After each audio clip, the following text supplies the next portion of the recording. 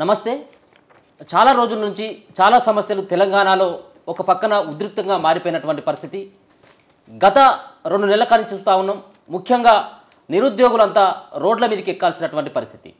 గతంలో ఇప్పుడున్నటువంటి ముఖ్యమంత్రి పీసీసీ హోదాలో ఉన్నట్లు ఇచ్చినటువంటి హామీలను నెరవేర్చడంలో కాస్త విఫలమైనట్టుగానే కనిపిస్తూ ఉంది. ముఖ్యంగా నిరుద్యోగులకు సంబంధించినటువంటి విషయంలో డిఎస్సికి సంబంధించినటువంటి పోస్టుల విషయంలో కానీ, మరో పక్కన 1:100 కావచ్చు, ఇంకొక పక్కన గ్రూప్ 2, 3 పోస్టులు పెంచడంతో పాటు వాయిదా విషయంలో కావచ్చు, వీటన్నిటిపైన కూడా ఒక చర్చ నడుస్తూ ఉంది. నిరుద్యోగులంతా ఇప్పుడు ఉన్నటువంటి ప్రభుత్వం పైన గుర్రుగా ఉన్నట్టుగా స్పష్టంగా అర్థమవుతూ ఉంది. మొన్న జరిగినటువంటి టీజీపీఎస్సీ కార్యాలయం ముట్టడికి సంబంధించిన విషయంలో చాలామంది నిరుద్యోగులంతా కూడా వాళ్ళంతా కూడా ఆగ్రహ ఆవేశాలతోటి ఊగిపోతూ ఉన్నారు.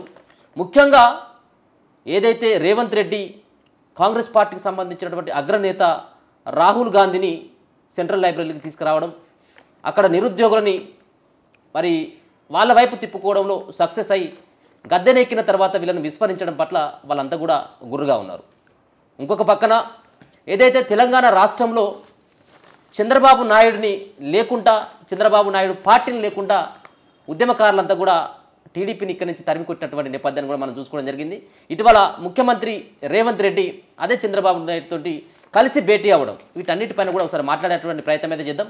మనతో పాటు తెలంగాణ ఉద్యమకారుడు, తెలంగాణ విఠల్ గారితో ఒకసారి మాట్లాడేటువంటి ప్రయత్నం చేద్దాం. అన్న నమస్తే.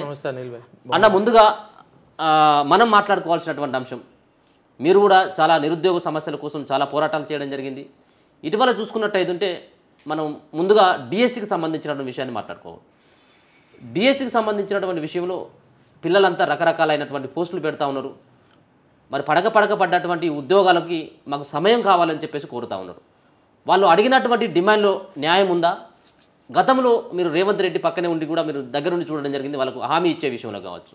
అసలు వాళ్ళు అడిగినటువంటి న్యాయపరమైనటువంటి డిమాండ్లేనా, లేకపోతే సాంకేతికపరమైనటువంటి ఇబ్బందులు ఏమైనా వస్తాయా? అసలు పోస్టులు పెంచాల్సినటువంటి అవసరం ఇప్పుడు ఉంటుందా లేదా అనేది అడిగితే మీరు ఏమైనా సమాధానం చెప్తారు?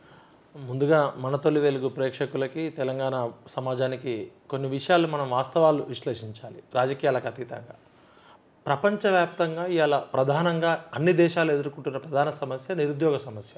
ఇది ఒక తెలంగాణకో భారతదేశానికో పరిమితమైన సమస్య కాదు. 4 కోట్ల మంది ప్రజలు ఉంటే ఎంతమంది ఉద్యోగులు ఉండాలి? ఉద్యోగస్తుల్ని, గవర్నమెంట్ ఉద్యోగస్తుల్ని, టీచర్లని పెట్టుకునేది పరిపాలన బెటర్గా ఉండడం కోసం. నిరుద్యోగులకు ఉద్యోగాలు ఇవ్వడం కోసం ఏ ప్రభుత్వం కూడా డబ్బులు ఖర్చు పెట్టదు. తమ ప్రభుత్వం ప్రజలకు అందాలి. గ్రామ పంచాయతీలో విలేజ్ సెక్రటరీ దగ్గర నుంచి సెక్రటరేట్ వరకు అన్ని విభాగాల్లో ఉద్యోగులే పాలసీ మేకింగ్ అసెంబ్లీలో జరిగితే ఉద్యోగస్తులు ఆ పాలసీ మేకింగ్ని ప్రజల వద్దకు తీసుకెళ్తారు. నిరుద్యోగులకు ఉద్యోగాలు ఇవ్వడం అంటే నిరుద్యోగులను కూర్చోబెట్టి మేపడం కాదు. ఇవాళ తెలంగాణలో 1000 మందికి 14 మంది నిరుద్యోగులు ఉండాలి, ఇది యాజ్ పర్ క్యాడర్ స్ట్రెంత్ ప్రకారం. కానీ ఇప్పుడు ఉన్నది 6 నుంచి 8 మందే ఉన్నారు. ఇంకా ఒక్కొక్క 1000 మందికి 5గురికి అవకాశం ఉంది. అసలు కాంగ్రెస్ పార్టీ ఏం చెప్పింది, ఎందుకు ఈరోజు ఇంత పెద్ద ఎత్తున జరుగుతుంది అనే దానికి ముందుగా ఈ పోస్టర్ చూడండి. Priyanka Gandhi releases youth declaration. స్వయంగా ప్రియాంక గాంధీ గారు మన ఎన్నో తారీఖు అంటే మన లాస్ట్ మంత్ మే, ఆ డేట్ కూడా ఉంది నాకు, నేను కూడా వెళ్ళినారు సరూర్ నగర్ మీటింగ్కి. హైదరాబాద్ యూత్ డిక్లరేషన్ ప్రకటించారు. ఎన్నో తారీఖు? 2023 5వ తారీఖు, మే నెల, జనవరి, ఫిబ్రవరి, మార్చ్, ఏప్రిల్, మే, కరెక్ట్గా మే నెలలో 8వ తారీఖు సరూర్ నగర్ స్టేడియంలో ఎన్నికల కంటే ముందు హైదరాబాద్ యూత్ డిక్లరేషన్ ప్రకటించారు. ఇగో రేవంత్ రెడ్డి గారు ఉన్నారు, మన ప్రియాంక గాంధీ గారు ఉన్నారు, ఆయన కాంగ్రెస్ పార్టీ వ్యవహారాల ఇన్ఛార్జ్ ఉన్నాడు. ఇప్పుడు మేమంతా కింద కూర్చొని ఉన్నాం. ఆ రోజు స్వయంగా ప్రియాంక గాంధీ గారు మొట్టమొదటి యూత్ డిక్లరేషన్ ప్రకటించారు. అసలు ఎందుకు? అదేవిధంగా రాహుల్ గాంధీ గారు చిక్కడపల్లి లైబ్రరీలో మేమందరం ఆ రోజు వెళ్ళినాం. అశోక్ నగర్లో చిక్కడపల్లి లైబ్రరీ దగ్గర ఛాయ్ తాగి, తర్వాత బావర్చిలో బిర్యానీ దిగి, టీ షర్ట్ లాగా వేసుకొని వచ్చి నిరుద్యోగులకు హామీ ఇచ్చింది. ఇప్పుడు వీళ్ళిద్దరు హామీ ఇచ్చారు కదా, ఇప్పుడు వీళ్ళకైతే ఒక ఇజ్జతి, ఒక విలువ ఉంది కదా. మరి ఏం చెప్పారు ఆ రోజు అని చూస్తే, వాళ్ళు చెప్పిందే భారత జాతీయ కాంగ్రెస్, తెలంగాణ రాష్ట్ర కాంగ్రెస్ కమిటీ అసెంబ్లీ ఎన్నికలు 2023, అభయహస్తం మేనిఫెస్టో, అభయహస్తం, ఇందిరమ్మ రాజ్యం ఇంటింటా సౌభాగ్యం, తెలంగాణ రాష్ట్ర కాంగ్రెస్ కమిటీ అసెంబ్లీ ఎన్నికల మేనిఫెస్టో. శ్రీధర్ బాబు గారు రాసిన చైర్మన్ ఏం రాసిర్రు మేనిఫెస్టో, ఈ మేనిఫెస్టో ముందు కమిటీ ఉద్దేశం ఏంటంటే టీఆర్ఎస్ పార్టీ గత 10 సంవత్సరాల్లో అనేక విధ్వంసం చేసింది, కాంగ్రెస్ పార్టీ అధికారంలోకి రాగానే ప్రజాపాలన చేస్తాం, నిరుద్యోగులకు అన్ని రకాల న్యాయం చేస్తామని చెప్పి వీళ్ళు విషయ సూచికలో ఒక 10 రకాల డిక్లరేషన్లు పెట్టారు. 34 అంశాల మీద 37 అంశాల మీద వాళ్ళు పెట్టారు. దీనిలో హైదరాబాద్ యూత్ డిక్లరేషన్ అనేది ఇప్పుడు ప్రియాంక గాంధీ గారు చెప్పారు. మీరు కూడా డౌన్లోడ్ చేయండి. కాంగ్రెస్ పార్టీ మేనిఫెస్టో 9వ పేజీలో ఏముందో చూస్తే హైదరాబాద్ యూత్ డిక్లరేషన్, అమరవీరులు ఉద్యమకారుల అంశం అనేది తర్వాత చర్చిద్దాం. పారదర్శక ప్రభుత్వ ఉద్యోగాలు, మొదటి ఏడాదిలోనే 2 లక్షల ప్రభుత్వ ఉద్యోగాల భర్తీ. ఇది మీరు తర్వాత ఎడిటింగ్లో మార్కర్తో చేయండి. మొదటి ఏడాదిలోనే SC ST BC minority backlog పోస్టుల భర్తీ. ప్రతి ఏడాది జూన్ 2 నాటికి అన్ని శాఖల్లోని ఖాళీలతో జాబ్ క్యాలెండర్ ప్రకటించి సెప్టెంబర్ 17 లోపు నియామకాల పూర్తి. నిరుద్యోగ యువతకు ఉద్యోగ ఉపాధి అవకాశాలను కల్పించే వరకు ప్రతి నెల 4,000 రూపాయల నిరుద్యోగ భృతి. మరి ఇదేమైంది? ప్రత్యేక చట్టంతో టీఎస్పీఎస్సీని ప్రక్షాళన చేసి యూపీఎస్సీ తరహాలో పునరుద్ధరణ. నిరుద్యోగ నిర్మూలనకు ఏమేం చేయాలని చెప్పారు. అదేవిధంగా రాహుల్ గాంధీ గారు చెప్పిన అంశాలు ఇక్కడ 20వ పేజీలో యువత ఉపాధి కల్పన అని పెట్టారు. ఇది కరెక్ట్గా 7 నెలల క్రితం నవంబర్ 27వ తారీఖు 2023లో ఇదే అశోక్ నగర్ ఏరియాలో నిరుద్యోగులతో రాహుల్ గాంధీ చిట్ చాట్ చేసాడు, ఛాయ్ దాగి. నిరుద్యోగులతో మాట్లాడిన అంశాలే దీనిలో పెట్టారు. కాంగ్రెస్ పార్టీ అధికారంలోకి రాగానే తొలి క్యాబినెట్ సమావేశంలోనే మెగా డిఎస్సీని ప్రకటిస్తూ ఖాళీగా ఉన్న అన్ని ప్రభుత్వ ఉద్యోగాలను 6 నెలల్లో భర్తీ చేస్తామన్నాడు. ఇప్పుడు మెగా డిఎస్సీ అంటే దాదాపు 25,000 ఖాళీలు ఉన్నాయని చెప్పారు. గతంలోనే కేసీఆర్ గారు 6,000 ఖాళీలు ఉన్నాయని చెప్పారు. వీళ్ళు కొత్తగా వచ్చి 5,000తో నోటిఫికేషన్ ఇచ్చారు. మొత్తం చేయాల్సింది మెగా డిఎస్సీ 6 నెలల్లో, ఇప్పుడు 8 నెలలు అవుతుంది, దగ్గర 7 నెలలు అవుతుంది. రాష్ట్రంలో ఉన్న దాదాపు 2 లక్షల ప్రభుత్వ ఉద్యోగాల ఖాళీలను భర్తీ చేస్తాం. ఒక్కసారి రుసుము చెల్లించి పబ్లిక్ సర్వీస్ కమిషన్లో పేరు నమోదు చేసుకుంటే అభ్యర్థులు ఆ సంవత్సరంలో మిగతా నోటిఫికేషన్లకు రుసుము చెల్లించే అవసరం లేదు.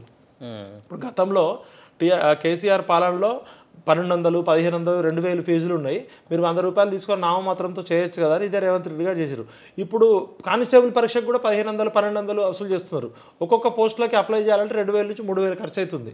ఇలా 2,50,000 కోట్ల బడ్జెట్ ఉన్న తెలంగాణ ప్రభుత్వంలో నిరుద్యోగుల నుంచి నామమాత్రం 50 రూపాయలు, 100 రూపాయలు వసూలు చేయొచ్చు కదా. అన్ని ప్రభుత్వ కాంట్రాక్ట్లో నిరుద్యోగ యువతకు అవకాశం కల్పిస్తాం. ప్రతి జిల్లా కేంద్రంలో ఒక పారిశ్రామిక వార్డును ఏర్పాటు చేసి దానికి అనుగుణంగా ఉపాధి నైపుణ్య కేంద్రాన్ని ఏర్పాటు చేసి ప్రతి నిరుద్యోగ యువతకు ఉపాధి కల్పిస్తాం. రాష్ట్రంలోని అన్ని నియోజకవర్గాల్లో విద్యార్థులకు పోటీ పరీక్షలకు గాను తెలంగాణ స్టడీ సర్కిల్ ఏర్పాటు చేస్తాం. రూరల్ యూత్ ఫైనాన్స్ కార్పొరేషన్ ఏర్పాటు చేసి 1000 కోట్లతో ఏర్పాటు చేస్తామన్నారు. ఇట్లున్నారు. నేను ప్రాథమిక ఇంకా చాలా ఉన్నాయి. నేను ఏమంటున్నా అంటే కేసీఆర్ ప్రభుత్వము తెలంగాణ ఉద్యమం స్టార్ట్ అయిందే మా ఉద్యోగాలు మాకు కావాలని. 2001 నుంచి 2014 వరకు తెలంగాణ ఉద్యమంలో లక్షల మంది నిరుద్యోగులు, విద్యార్థులు, యువత నష్టపోయారు.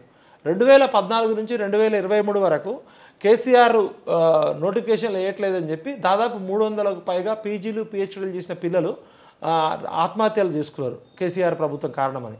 రేవంత్ రెడ్డి గారు ఏం చేశారు? రాహుల్ గాంధీ గారు మేము కాంగ్రెస్ పార్టీ అధికారంలోకి రాగానే వచ్చిన మొదటి ఏడాది 2 లక్షల ఉద్యోగాలు చేస్తామన్నాడు. ఇప్పుడు coming to the DSC topic తీసుకొస్తే వాళ్ళు ఎందుకు చేస్తున్నారో అసలు డిఎస్సి అనేది ఏంది? డిస్ట్రిక్ట్ సెలక్షన్ కమిటీ అనేది ఉంది కదా. ఈ మానవ అభివృద్ధిలో విద్య అనేది చాలా కీలకం.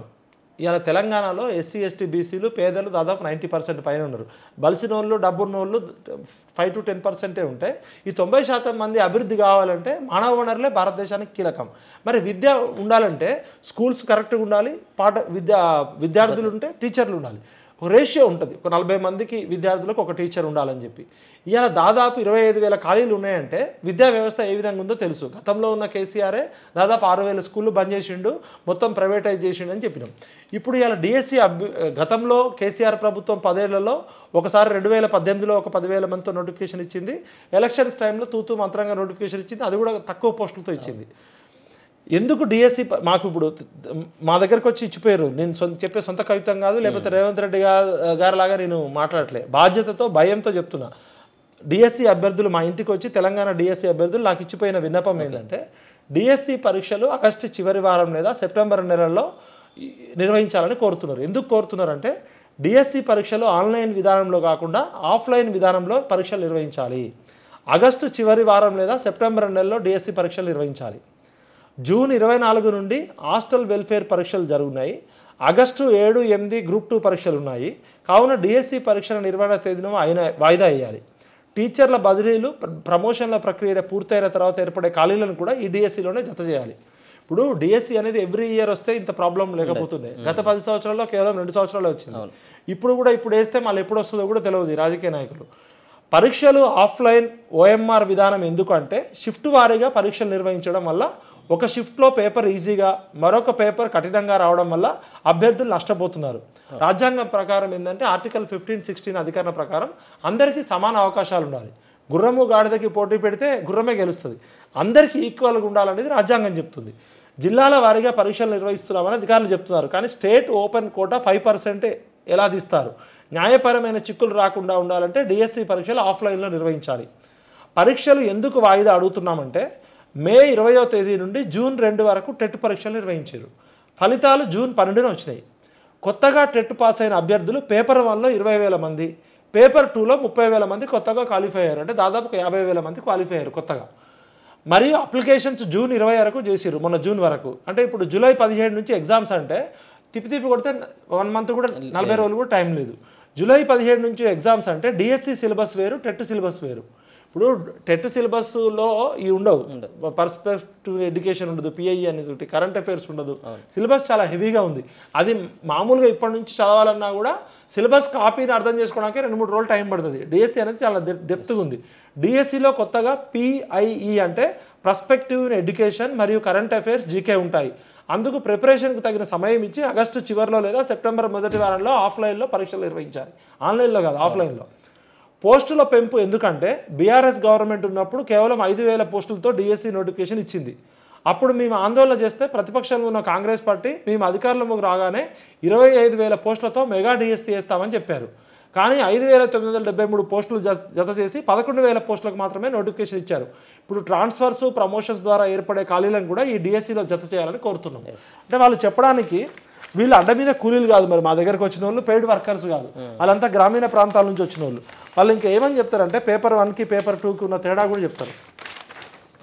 వాళ్ళు ఇచ్చిన వివరాల ప్రకారం టెట్లో పేపర్ 1 డిఈడి పాస్ అయిన వాళ్ళు, దానిలో ఎస్జిటికి ఎలిజిబిలిటీ ఉంటుంది. దానిలో టీచింగ్ సబ్జెక్ట్ ఉంది, సైన్స్ ఉంది, మ్యాథ్స్ ఉంది, సోషల్ ఉంది, ఎడ్యుకేషన్ మెథడాలజీ ఉంది. సెకండ్ పేపర్ బీఈడి వాళ్ళు స్కూల్ అసిస్టెంట్ కోసం. ఫస్ట్దేమో టెట్లో పేపర్ 1 ఎస్జిటిది, సెకండ్ పేపర్ బీఈడిది స్కూల్ అసిస్టెంట్ డెప్త్గా ఉంటాయి. డిఎస్సికి వచ్చేసరికి ఎస్జిటి వాళ్ళకి 20% సిలబస్ అదనంగా ఉంటుంది, పిఐఈ కానీ కరెంట్ అఫైర్స్ కానీ. స్కూల్ అసిస్టెంట్స్కి వచ్చేసరికి మ్యాథ్స్ సబ్జెక్ట్తో పాటు మెథడాలజీ ఉంటుంది, ఏ సబ్జెక్ట్కి ఆ సబ్జెక్ట్ మెథడాలజీ.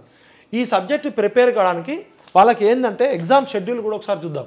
ఎందుకు వాళ్ళు అడుగుతున్నారు అనే దాన్ని మనం వాళ్ళ బాధ అర్థం చేసుకోవాలంటే ఇది వాళ్ళు ఇచ్చిందే. ఎలక్షన్స్ తర్వాత అధికారంలోకి వచ్చిన కాంగ్రెస్ పార్టీ ఏమేమి ఎగ్జామ్స్ పెట్టిందంటే మే 20వ తారీఖు జూన్ టెట్ ఎగ్జామ్, జూన్ 9వ తారీఖు గ్రూప్ 1 ఎగ్జామ్, జూన్ 12న టెట్ రిజల్ట్ వచ్చినాయి, జూన్ 24 నుంచి 28 వరకు ఎగ్జామ్స్ జరిగినాయి, జూన్ 29 డిఓ ఎగ్జామ్ జరిగింది, జూలై 7వ తారీఖు టెట్ ఎగ్జామ్ సిటీఈటీ ఎగ్జామ్ జరిగింది, జూన్ 18 నుంచి ఆగస్టు 5 వరకు డిఎస్సి ఎగ్జామ్స్ ఉన్నాయి, ఆగస్టు 7 నుంచి 8 గ్రూప్ 2 ఎగ్జామ్స్ ఉన్నాయి. అంటే మే నుంచి జూలై 7 వరకు సుమారు 45 రోజుల వ్యవధిలో వీళ్ళు 7 నుంచి 8 పరీక్షలు రాస్తున్నారు. అంటే వారానికి ఒక పరీక్ష కన్నా ఎక్కువ రాస్తున్నారు. టెట్ రిజల్ట్ జూన్ 12 నుంచి జూలై 17 వరకు 35 రోజులు ఉంది. ఈ 35 రోజుల్లో 12 రోజులు ఎగ్జామ్స్కి పోతే వాళ్ళకి మిగిలింది 24 రోజులే. 24 రోజుల్లో సిలబస్ ప్రిపేర్ అవ్వడం సాధ్యమా? ఇప్పుడు ఇన్ని ఎగ్జామ్స్ ఉన్నాయి కదా వాళ్ళకి, 24 రోజుల సమయం మాత్రమే ఉంది. టెట్ సిలబస్ వేరు, డిఎస్సి సిలబస్ వేరు. రాక నోటిఫికేషన్ వస్తుంది, మాకు కూడా అవకాశం ఇవ్వమని చెప్తారు. ఇప్పుడు కొత్తగా టెట్ క్వాలిఫై అయిన వాళ్ళు ఉన్నారు, ఒక 50,000 నుంచి 1,00,000 మంది, వాళ్ళకు కూడా అవకాశం వస్తుంది కదా. ఇప్పుడు పాత వాళ్ళు ఏమి మాకు ఇప్పుడే ఎగ్జామ్ పెట్టమనట్లే. డిఎస్సి అభ్యర్థి ప్రిపేర్ అయ్యేటోళ్ళు గ్రామీణ ప్రాంత అభ్యర్థులు, పేదవాళ్ళు, ఎస్సీ ఎస్టీ బీసీలు, పేదరికంలో ఉన్న వాళ్ళు టీచర్ పోస్టుకి బతకలేక పడిపోతులు అనేది ఉంటుండే. బలిసిన వాళ్ళు సాఫ్ట్వేర్ జాబ్లోకి వెళ్తారు, అమెరికాకి వెళ్తున్నారు, లేకపోతే ఎక్కువ ఆర్థిక స్తోమత ఉన్న వాళ్ళంతా వేరే జాబ్లోకి ప్రిపేర్ అవుతున్నారు. వీళ్ళు ఏంటంటే ప్రైవేట్ జాబులు చేసుకుంటూ, ప్రైవేట్ టీచర్ జాబులు చేసుకుంటూ డిఎస్సి ప్రిపేర్ అవుతారు. నోటిఫికేషన్ వచ్చినప్పుడు జాబ్స్కి లీవ్ పెట్టుకొని గవర్నమెంట్లో ఎస్జిటి ప్రిపేర్ వాళ్ళు స్కూల్ అసిస్టెంట్కి పెట్టుకుంటారు, వేరే జాబులన్నీ బంద్ చేసి అప్పులు చేసుకొని సీరియస్గా కోచింగ్ తీసుకుంటారు. వాళ్ళకి ఇది సివిల్ సర్వీస్ లాగా దీర్ఘకాలికంగా ప్రిపేర్ కావడానికి వాళ్ళకంత ఆర్థిక స్తోమత ఉండదు. కాబట్టి వాళ్ళని అర్థం చేసుకోవాలి. ఇప్పుడు ముఖ్యమంత్రి గారు బాధ్యత లేకుండా వీళ్ళంతా పెయిడ్ ఆర్టిస్టులు, వీళ్ళు అడ్డ మీద కూలీలు, వీళ్ళకి సన్నాసులు, చదువు రానోళ్ళు అంటే ఇలా చాలామంది గవర్నమెంట్ జాబ్కి ప్రిపేర్ అయ్యే వాళ్ళ మానసిక స్థితి ఎట్లుంటుందంటే మేమేమైనా ఆందోళనలు రాస్తారోకాలు చేస్తే కేసులు అయితే ఏమో, మా ఉద్యోగాలు పోతాయనే భయంతో అందరు రాకపోవచ్చు. ముఖ్యంగా డిఎస్సి టీచర్లు ప్రిపేర్ అయ్యేటోళ్ళు ఎక్కువ మంది అమ్మాయిలు ఉంటారు. వాళ్ళు మీడియా ముందుకు వచ్చి మాట్లాడలేరు, రాస్తారోకాలు చేయలేరు, ధర్నాలు చేయలేరు. ఒకటి పోలీస్ కేసులు అయితేనే భయము, సెకండ్ ఎక్కడ మేము ప్రభుత్వానికి వ్యతిరేకంగా మాట్లాడితే మమ్మల్ని కార్నర్ చేస్తున్నామని. 3 అమ్మాయిలు ఇళ్లలో కూడా మాట్లాడనియరు. జనరల్గా అబ్బాయిలకు ఉన్నంత స్వేచ్ఛ ఉండదు. 80% గ్రామీణ ప్రాంతాల నుంచి వచ్చిన వాళ్ళని రేవంత్ రెడ్డి గారు ఇదే గ్రామీణ ప్రాంతం నుంచి, కొడంగల్ నుంచి వచ్చిన, పేదరికం నుంచి వచ్చిన అని చెప్తారు కదా, ఎందుకు ఇట్లా మాట్లాడుతున్నాడు? వీళ్ళ మీద కక్ష కట్టడం ఏంటి? ఇలా మేము బతికి ఉండడం కన్నా మాకు పాడగట్టని అంటున్నారు డిఎస్సి అభ్యర్థులు. మరి డిఎస్సి అభ్యర్థులు చేసే ఉద్యమము జెన్యూన్ ఉద్యమం కాదు అంటున్నారు. ఇది కోచింగ్ సెంటర్ల మాఫియా అంటున్నారు. కోచింగ్ సెంటర్ల మాఫియా ఎవరైతే చేస్తున్నారో, ఇప్పుడు రేవంత్ రెడ్డి గారు మాట్లాడారంటే ఒక బాధ్యత గల ముఖ్యమంత్రి ఇంటెలిజెన్స్ ఇన్ఫర్మేషన్, పోలీస్ డిపార్ట్మెంట్ ఇన్ఫర్మేషన్తో మాట్లాడతారు కదా. ఏ కోచింగ్ సెంటర్లు, ఏ కోచింగ్ సెంటర్ల మేనేజ్మెంటు ఈ డిఎస్సి వాళ్ళని పురిగొల్పుతుంది? మరి ఆ పేర్లు చెప్పాలి కదా, వాళ్ళ మీద కేసులు పెట్టాలి కదా. ఒక్కొక్క కోచింగ్ సెంటర్కి నెలకి 100 కోట్ల రూపాయల ఆదాయం వస్తుందని చెప్తున్నారు. రేవంత్ రెడ్డి గారి దగ్గరకు కూడా కొంతమంది కోచింగ్ సెంటర్ వాళ్ళు వచ్చి పైరవీ చేయాలని చూసిరట. మరి వాళ్ళ మీద ఎందుకు కేసు పెట్టలేదు? రేవంత్ రెడ్డి గారికే కోచింగ్ సెంటర్ వాళ్ళు 100 కోట్లు ఇస్తాము, మీరు వాయిదా వేయండి అని చెప్పిరట. మేము ఎట్లా బతకాలి, నెలకి 100 కోట్లు వస్తాయని చెప్పి చాలామంది కోచింగ్ సెంటర్ వాళ్ళు ఈయన దగ్గరకు వచ్చిరట, వచ్చి పైరవీ చేయబోయారట. మరి ఆ కోచింగ్ సెంటర్లు ఎవరు? వాళ్ళ మీద ఇమీడియట్గా రేవంత్ రెడ్డి గారికి లంచం వేయడానికి వచ్చారు కదా వాళ్ళు. మరి వాళ్ళ మీద కేసు పెట్టాలి కదా. ఈ ఎడ్యుకేషన్ మాఫియా, ఈ కోచింగ్ సెంటర్ల మాఫియా ఎవరో వాళ్ళ పేర్లు బయటకు పెట్టాలి కదా. ఇప్పుడు రేవంత్ రెడ్డి గారు చెప్పారంటే దాని వాస్తవం ఉంటుంది కదా ఒక ముఖ్యమంత్రి. ఖచ్చితంగా రేవంత్ రెడ్డి గారు ఈ ఎడ్యుకేషన్ మాఫియా ఎవరు, ఈ విద్యార్థులను రెచ్చగొట్టి వాళ్ళని అడ్డ మీద కూలీలాగా, గతంలో రైల్వే ఉద్యోగాలు అప్పుడు చూసినాం, రైలు తగలబెట్టారు కొంతమంది సంఘ విద్రోహక శక్తులు వచ్చినాయని చెప్పారు. మరి ఇప్పుడు ఏ కోచింగ్ సెంటర్లు రేవంత్ రెడ్డి గారికి లంచం వేయడానికి వచ్చినాయి? మరి నిజంగా కోచింగ్ సెంటర్ వాళ్ళు నెలకు 100 కోట్లు సంపాదిస్తే, మరి ఇప్పుడు రియాజ్ గారు కూడా కోచింగ్ సెంటర్ అభ్యర్థే, అశోక్ గారు కూడా కోచింగ్ సెంటర్ అభ్యర్థే. మరి రియాజ్ గారు ఎన్ని కోట్లు ఇచ్చి ఆ పదవి తీసుకున్నాడు రేవంత్ రెడ్డి గారికి? మరి అశోక్ గారు ఈ కోచింగ్ సెంటర్ల కోసమే ఉద్యమం చేస్తున్నాడా, ఆయన నిజంగా ఉద్యమం చేస్తున్నాడా? మరి ఇలా బక్కా జెడ్సన్ వెనకాల ఎవరున్నారు? ఏ కోచింగ్ సెంటర్ మాఫియా ఉంది? ఇవాళ మోతీలాల్ నాయక్ వెనక ఏ కోచింగ్ సెంటర్ మాఫియా ఉంది? అశోక్ సార్ దీక్ష వెనక ఏ కోచింగ్ సెంటర్ మాఫియా ఉంది? ఇమీడియట్గా ఒక కమిటీ వేయాలి. ఎందుకంటే మరి అమాయకమైన నిరుద్యోగులను రెచ్చగొడుతున్నారు కదా. మాట్లాడేటప్పుడు సోయి ఉండాలి. ముఖ్యమంత్రి గారు, మీరు 4 కోట్ల మందికి ఒక పెద్దన్నగా ఉన్నారు కదా. ఇవాళ మహిళలు మీ ఇంటి ముందుకు గురుకుల అభ్యర్థులు 10ల సంఖ్యల్లో 10ల సార్లు మీ ఇంటి ముందుకు ఎక్కడెక్కడి నుంచో 500 కిలోమీటర్ల దూరం నుంచి వచ్చి మోకాళ్ళ మీద నిలబడి కొంగు చాపి రేవంత్ అన్న మాకు అపాయింట్మెంట్ ఇవ్వండి, మాకు న్యాయం చేయమని 10-20 సార్లు వస్తే వాళ్ళని అరెస్ట్ చేయించారు. కానీ మీ ఇంటి ముందుకు వచ్చిన మహిళా అభ్యర్థులకు మరి అపాయింట్మెంట్ ఎందుకు ఇవ్వలే? గురుకుల మహిళా అభ్యర్థుల వెనకాల ఏ కోచింగ్ సెంటర్ మాఫియా ఉంది? ఏ రాజకీయ పార్టీ నాయకున్నాయి? అంటే రాజకీయ పార్టీలు రెచ్చగొడితే కోచింగ్ సెంటర్ మాఫియా ఇస్తే వీళ్ళంతా అర్ధరాత్రి, ఇప్పుడు మీరు అరెస్ట్ చేస్తే, చలో ఎడ్యుకేషన్ డిపార్ట్మెంట్ అరెస్ట్ చేస్తే 100 మంది 1000 మంది గ్రౌండ్లు మొత్తం నిండుతున్నాయి కదా. వాళ్ళందరినీ తీసుకుపోయి పేట్ల బురూజ్ పోలీసు గ్రౌండ్లో పెట్టారు కదా. అర్ధరాత్రి 11 గంటల వరకు వాళ్ళకి కనీసం నీళ్లు లేవు, లైట్లు లేవు. బేసికల్గా కొన్ని 100 మంది మహిళా అభ్యర్థులు ఉన్నారు. చీకట్లో వాళ్ళు మొబైల్ ఫోన్లు పెట్టుకొని మొబైల్ కూడా డిశ్చార్జ్ అయిపోయింది. కనీసం మంచినీళ్ళు కూడా ఇయ్యరా వాళ్ళకి టాయిలెట్ సౌకర్యం కూడా ఇయ్యరా? ఇప్పుడు పోలీసులు అరెస్ట్ చేసినాక కూడా వాళ్ళకి భోజనాలు పెడతారు కదా. అట్లాంటిది వాళ్ళకి కరెంటు కట్ చేసి వాటర్ కూడా ఇవ్వకపోతే వాళ్ళకి దిక్కు లేక వాళ్ళు అక్కడే నిరాహారదీక్ష చేస్తుంటే 11 గంటలకి పొమ్మలు లేకుండా పొగ పెడితే వాళ్ళు అర్ధరాత్రి నడుచుకుంటూ 15 కిలోమీటర్లు నడుచుకుంటూ పేట్ల బురూజ్ ఓల్డ్ సిటీ నుంచి, సిటీ కాలేజ్ నుంచి వాళ్ళు ఆర్ట్స్ కాలేజ్ దగ్గరికి వచ్చారు.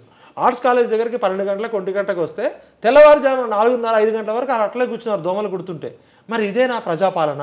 ఇదేనా మరి ఇందిరమ్మ రాజ్యం అంటే? వాళ్ళని ఇప్పుడు 100 మంది 200 మంది డిఎస్సి అభ్యర్థులు ఉంటే 1000 మంది పోలీసుల్ని పంపించారు. ఇలా క్యాంపస్లో ఆ దృశ్యాలు చూస్తుంటే మేము కేసీఆర్తో కూడా కొట్లాడినాం, అంతకుముందు చంద్రబాబు నాయుడుతో కొట్లాడినాం, రాజశేఖర రెడ్డితో కొట్లాడినాం. కానీ ఉస్మానియా విశ్వవిద్యాలయంలో ఇన్ని 100 మంది 1000 మంది పోలీసులు నాటి సమైక్యాంధ్ర స్టీఫెన్ రవీంద్ర టైంలో చూసినాం తప్ప కేసీఆర్ కూడా అంత ధైర్యం చేయలే. ఇలా రేవంత్ రెడ్డి గారు ప్రజాపాలన అని చెప్పి మొత్తం పోలీస్ ఫోర్సు వాళ్ళు దిక్కులేక ల్యాండ్స్కేప్ గార్డెన్కి పోయి దాక్కుంటే చెట్లెమ్మటి పుట్లెమ్మటి అయిపోతే వాళ్ళని వెంటాడి వేట కుక్కలాగా వెంటాడుతున్నారు. మరి రేవంత్ రెడ్డి గారు ఇదే ప్రజాపాలన? ఇదేనా ఇందిరమ్మ రాజ్యం అంటే? ఇదేనా ఇందిరమ్మ రాజ్యం ఇంటింట సౌభాగ్యం అంటే? డిఎస్సి అభ్యర్థుల కోరిక న్యాయమైనది, ధర్మమైనది, వాళ్ళ కోరికలో నిజాయితీ ఉంది కాబట్టే, వాళ్ళు కడుపు కాలుతుంది కాబట్టే వాళ్ళు దూరం నుంచి వచ్చి పోలీస్ కేసులు తట్టుకొని మహిళలు వాళ్ళు ఆత్మహత్యలు చేసుకుంటా అన్నారు. ఇప్పటికే 3 అమ్మాయిలు ఆత్మహత్యలు చేసుకున్నారు. రేవంత్ రెడ్డి అన్న ఇది మీకు మంచిది కాదు. వీళ్ళ ఉసురు తప్పకుండా తగులుతుంది. డిఎస్సి అభ్యర్థులు ఎందుకు వాయిదా కోరుతున్నారు అనేది అర్థమవుతుంది. టెట్ మొన్ననే అయిపోయింది, మాకు కొత్తగా ఒక 50,000 మంది నుంచి 1,00,000 మందికి అవకాశం వచ్చింది కాబట్టి ఆర్టికల్ 15-16 ప్రకారం రాజ్యాంగ అధికరణ ప్రకారం మాకు సమాన అవకాశాలు ఉండాలి. ఒక పోటీ పరీక్షకు పోటీ పడేటోళ్ళకి ఒకళ్ళేమో 2-3 సంవత్సరాలు ప్రిపేర్ అయ్యి ఇంకొకళ్ళేమో 45 రోజులు కూడా టైం లేదు కాబట్టి ఈక్వల్ ఆపర్చునిటీస్ ఇవ్వాలనేది రాజ్యాంగబద్ధమైంది. వీళ్ళు అవసరమైతే కోర్టులో కూడా కేసు కూడా వేయాలి. మాకు మొన్ననే ఎలిజిబిలిటీ వచ్చింది, వీళ్ళు టెట్ మొన్ననే రిజల్ట్ ఇచ్చారు, కేవలం 24 రోజులు మాత్రమే ఉంది, మాకు ఇన్ని రకాల పరీక్షలు ఉన్నాయి, వారానికి ఒక పరీక్ష ఉంది కాబట్టి ఈ సిలబస్ చదవడం ఇప్పుడున్న ఎమ్మెల్యేలు, ఎంపీలు, మినిస్టర్లు, ముఖ్యమంత్రులు అయిన వాళ్ళు కనీసం వాళ్ళు క్వాలిఫై కూడా కారు. మరి అర్హత ఉండి ప్రతిభ ఉండి వాళ్ళు అవకాశం అడుగుతున్నారు. కనీసం మెగా డిఎస్సి కూడా అడగట్లేదు, మీరు ఇచ్చిన 11,000 సంతృప్తి పొందిరు, వాయిదా వేయాలని అడుగుతున్నారు. దానివల్ల ఎక్కువ మందికి ఆపర్చునిటీ వస్తుంది. సరే వీళ్ళు వాయిదా వేయాలని ఇంతమంది రోడ్లు ఎక్కుతున్నారు, వాయిదా వేయద్దని ఎవరైనా ఇంతవరకు ఎక్కడైనా మాట్లాడిర్రా? వాళ్ళు కూడా ప్రిపేర్ అవుతారు కదా, రివిజన్ చేసుకుంటారు కదా సిలబస్. ఇప్పుడు కాంపిటేటివ్ ఎగ్జామ్ ఒక పోస్ట్కి 100 మంది, 1000 మంది, 10,000 మంది పోటీ పడుతున్నప్పుడు సమయం దొరికితే ఇంకా ఎక్కువ ప్రిపేర్ కావాలనుకుంటారు. ఇప్పుడు 10 సంవత్సరాలు కేసీఆర్ ఆగం చేసి అంటున్నారు, మీరు ఇంకొక 2 నెలలు 3 నెలలు టైం ఇస్తే ఆల్రెడీ ప్రిపేర్ అయిన వాళ్ళకి రివిజన్ చేసుకోవడానికి అవకాశం ఉంటుంది. కొత్త అభ్యర్థులకి అరే మేము కూడా పోటీ ఇచ్చడం అనేది ఉంటుంది. కాబట్టి రేవంత్ అన్న ఇప్పటికైనా మీరు ఈ డిఎస్సి అభ్యర్థుల ఉసురు పోసుకోకండి. రేవంత్ రెడ్డి గారి భార్యకు కూడా నేను రిక్వెస్ట్ చేస్తున్నా, అమ్మ వీళ్ళంతా పేద మహిళలు, ఎస్సీ ఎస్టీ బీసీలు, పేదవాళ్ళు, పేదరికంలో ఉన్న వాళ్ళు కనీసం టీచర్ జాబ్ ద్వారా అన్న ఒక స్కూల్ అసిస్టెంటో, ఎస్జిటి పోస్టో, ఒక ఫిజికల్ ఎడ్యుకేషన్ టీచర్ జాబ్ వస్తే మా జీవితాలు బాగుపడతాయి అనుకుంటున్నాను. దీనివల్ల ఎవరికి లాభం? ప్రభుత్వానికి లాభం కదా. మెరుగైన విద్య వల్ల మంచి పౌరులు తయారవుతారు కదా. కాబట్టి నేను రేవంత్ రెడ్డి గారు ఈగో ప్రాబ్లంకి పోకుండా డిఎస్సి అభ్యర్థుల కోరిక న్యాయమైనది, నిజాయితీతో కూడుకున్నది, ఇమీడియట్గా వాయిదా వేయాలని కోరుకుంటున్నాను. అట్లానే ఇప్పుడు 1:100 కావచ్చు, ఇంకొక పక్కన గ్రూప్స్ సంబంధించినటువంటి విషయం, గ్రూప్స్ 2011లో పెట్టినటువంటి గ్రూప్స్ ఇప్పుడు మళ్ళీ వీళ్ళు వాయిదా వేయాలి అని చెప్పేసి కోరడంలో ఇది కూడా న్యాయపరమైనటువంటి డిమాండ్ అంటారా? ఈ గ్రూప్స్ సంబంధించిన విషయంలో గతంలో రేవంత్ రెడ్డి పీసీసీ హోదాలో ఉన్నప్పుడు చెప్పినటువంటి అంశం ఏంటంటే గ్రూప్ 2లో 2,000 పోస్టులను పెంచుతాము, గ్రూప్ 3లో 3,000 పోస్టులను అదనంగా పెంచుతామని చెప్పడం జరిగింది. కానీ దీంట్లో మరి ఎక్కడ కూడా గ్రూప్స్ పోస్టులను పెంచేటువంటి ఆస్కారం కనబడలేదు, కేవలం వాయిదా వేస్తారేమో అన్నటువంటి కొన్ని ఊహాగానమైనటువంటి వార్తలు వస్తూ ఉన్నాయి. దీన్ని ఎట్లా చూడవచ్చు? ఇప్పుడు ఏ విషయమైనా డిస్కస్ చేసే ముందు ఒక బాధ్యతతో అసలు దాని రూట్ కాజ్ ఏందని చూడాలి. అసలు ఇవాళ తెలంగాణ మొత్తంలో నేను చెప్పింది కాదు, ఇది బిస్వాల్ కమిటీ ఇచ్చిన రిపోర్టు ఆన్లైన్లో కూడా దొరుకుతుంది. అసలు తెలంగాణలో ఎన్ని ఖాళీలు ఉన్నాయని చూస్తే తెలంగాణ మొన్న ఎలక్షన్ క్యాడర్ స్ట్రెంత్ అంటారు, టోటల్ ఉద్యోగాల సంఖ్య 4,91,304 అయితే ఇప్పుడు 3 లక్షల మందే పనిచేస్తున్నారు. ఇప్పుడు ఆల్రెడీ ఫైనాన్షియల్ అప్రూవ్డ్ బడ్జెట్ ఉండి ఇప్పుడు ఇమీడియట్గా ఖాళీలు ఉన్నాయి 191,125 ఉద్యోగాలు. దీనిలో అంటే దాదాపు 2 లక్షల జాబులు. మనమేం 30 లక్షల మందికి నిరుద్యోగులకు ఉద్యోగాలు ఇవ్వమని కోరట్లే. బిస్వాల్ కమిటీ ఇచ్చిన క్యాడర్ స్ట్రెంత్ ప్రకారం తీస్తే వేకెన్సీస్ ఇంత ఉంటే మేజర్ 5 డిపార్ట్మెంట్స్లోనే షేర్ 70, హోమ్ డిపార్ట్మెంట్లో 37,000 ఖాళీలు ఉన్నాయి, ఎడ్యుకేషన్ డిపార్ట్మెంట్లో 23,000 ఖాళీలు ఉన్నాయి, H&M అండ్ ఫ్యామిలీ వెల్ఫేర్ దానిలో 30,000 ఖాళీలు ఉన్నాయి, రెవెన్యూ డిపార్ట్మెంట్లో 7,961 ఉన్నాయి, పంచాయతీరాజ్లో 12,000 ఖాళీలు ఉన్నాయి. మొత్తం వచ్చేసి ఇంకా ఈ 5 డిపార్ట్మెంట్లోనే 1,12,000 ఉన్నాయి, మొత్తం 191,000 ఉన్నాయి. వీళ్ళ రేషియో వచ్చి తెలంగాణ క్యాడర్ స్ట్రెంత్ అనేది 1000 మందికి 14 ఉద్యోగాలు ఉండాలి. ఇప్పుడు ఉన్నది 9 మంది, అంటే ఇంకా అదనంగా 5 ఉద్యోగాల అవకాశాలు ఉన్నాయి. ఇక ఇప్పుడు గ్రూప్ 1 దగ్గరికి వస్తే ఇది చూడండి, ఇది నేను చెప్పే సొంత కవితం కాదు. తెలంగాణ నిరుద్యోగ అభ్యర్థులు 1:100 డిమాండ్ గల ప్రధాన కారణాలు ఏంటి, అసలు ఎందుకు చేయాలి అనే దానిలో చూస్తే 13 సంవత్సరాల సుదీర్ఘ నిరీక్షణ తర్వాత తెలంగాణలో వచ్చిన మొట్టమొదటి గ్రూప్ 1 నోటిఫికేషన్. ఇప్పుడు సివిల్ సర్వీస్ అనేది ఇప్పుడు అదే యూపీఎస్సీ తీసుకుంటే ప్రతి సంవత్సరం నోటిఫికేషన్ వస్తుంది వాళ్ళకి. ఇగో యూనియన్ పబ్లిక్ సర్వీస్ కమిషన్ అనేది ప్రోగ్రామ్ ఆఫ్ ఎగ్జామినేషన్ రిక్రూట్మెంట్, ప్రతి సంవత్సరము ఏమేం ఎగ్జామ్స్ పెడతారు యూపీఎస్సీ, ఏ నెలలో ప్రిలిమ్స్ నోటిఫికేషన్ వస్తుంది, ఏ నెలలో మెయిన్స్ నోటిఫికేషన్ వస్తుంది, ఏ నెలలో ఇంటర్వ్యూలు కండక్ట్ చేస్తాము అనేది ఒకసారి పోస్టులు ఎక్కువ ఉండొచ్చు, ఒకసారి తక్కువ ఉండొచ్చు, కానీ ఒక క్రమబద్ధకరమైన క్యాలెండర్ ఇయర్ ఉంటుంది. కానీ ఇక్కడ వీళ్ళు 13 సంవత్సరాల తర్వాత వచ్చింది కాబట్టి మాకు అవకాశం ఏమని అడుగుతున్నారు. ఇప్పుడు ప్రధానంగా వీళ్ళు ఎందుకు ఏం చెప్తున్నారని చూస్తే 1:100 ఇవ్వడం వల్ల ఎవరికైనా నష్టమా, 1:50కి బదులు 1:100కి మధ్య మార్కుల వ్యత్యాసము 5 నుంచి 10 మార్కుల మధ్య ఉంటుంది. మరియు దీనివల్ల ఎవరికి నష్టం లేకపోగా చాలా సంవత్సరాల నుంచి గ్రూప్ 1 నోటిఫికేషన్ ఎదురు చూస్తున్న, సీరియస్గా ప్రిపేర్ అవుతున్న దాదాపు మరో 30,000 మంది నిరుద్యోగ యువతకు మెయిన్స్ రాసే అవకాశం ఉంటుంది. ఇది వాళ్ళు ఇచ్చిందే. ప్రిలిమినరీ పరీక్ష అనేది కేవలం స్క్రీనింగ్ పరీక్ష మాత్రమే, అంటే ఇది ఎలిజిబిలిటీ టెస్ట్, దానిలో ఫిల్టర్ చేస్తారు, దానిలో టాలెంట్ రాదు. ఇది గేమ్ ఆఫ్ లక్. ఎందుకనగా ఇందులో నెగిటివ్ మార్కులు లేకపోవడం వల్ల అభ్యర్థుల ఎంపికలో లక్ ఫ్యాక్టర్ అనేది కీలక పాత్ర పోషిస్తుంది ప్రిలిమ్స్లో. మరియు ఒక అభ్యర్థి యొక్క పూర్తి సామర్థ్యాన్ని ప్రిలిమ్స్ పరీక్షను బట్టి పూర్తిగా అంచనా వేయలేము. దీనిలో ఆబ్జెక్టివ్ ఎగ్జామ్ ఉంటుంది, ఏబిసిడీలు టిక్ పెట్టేది ఉంటుంది.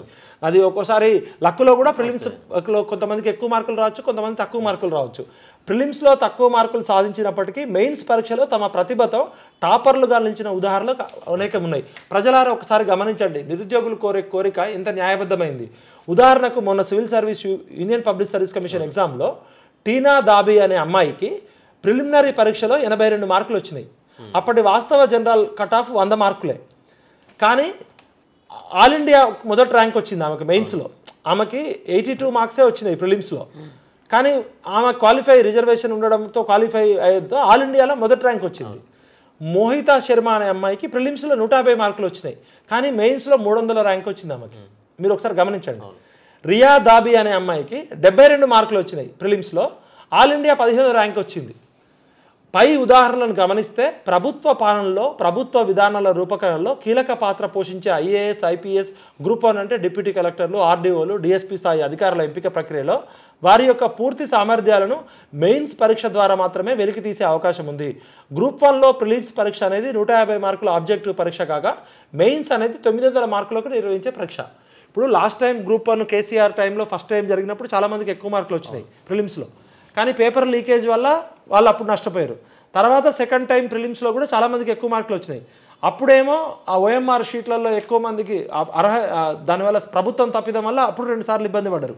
ఎప్పుడో 2011లో నోటిఫికేషన్ ఇచ్చిండు, ఇప్పుడు 2024.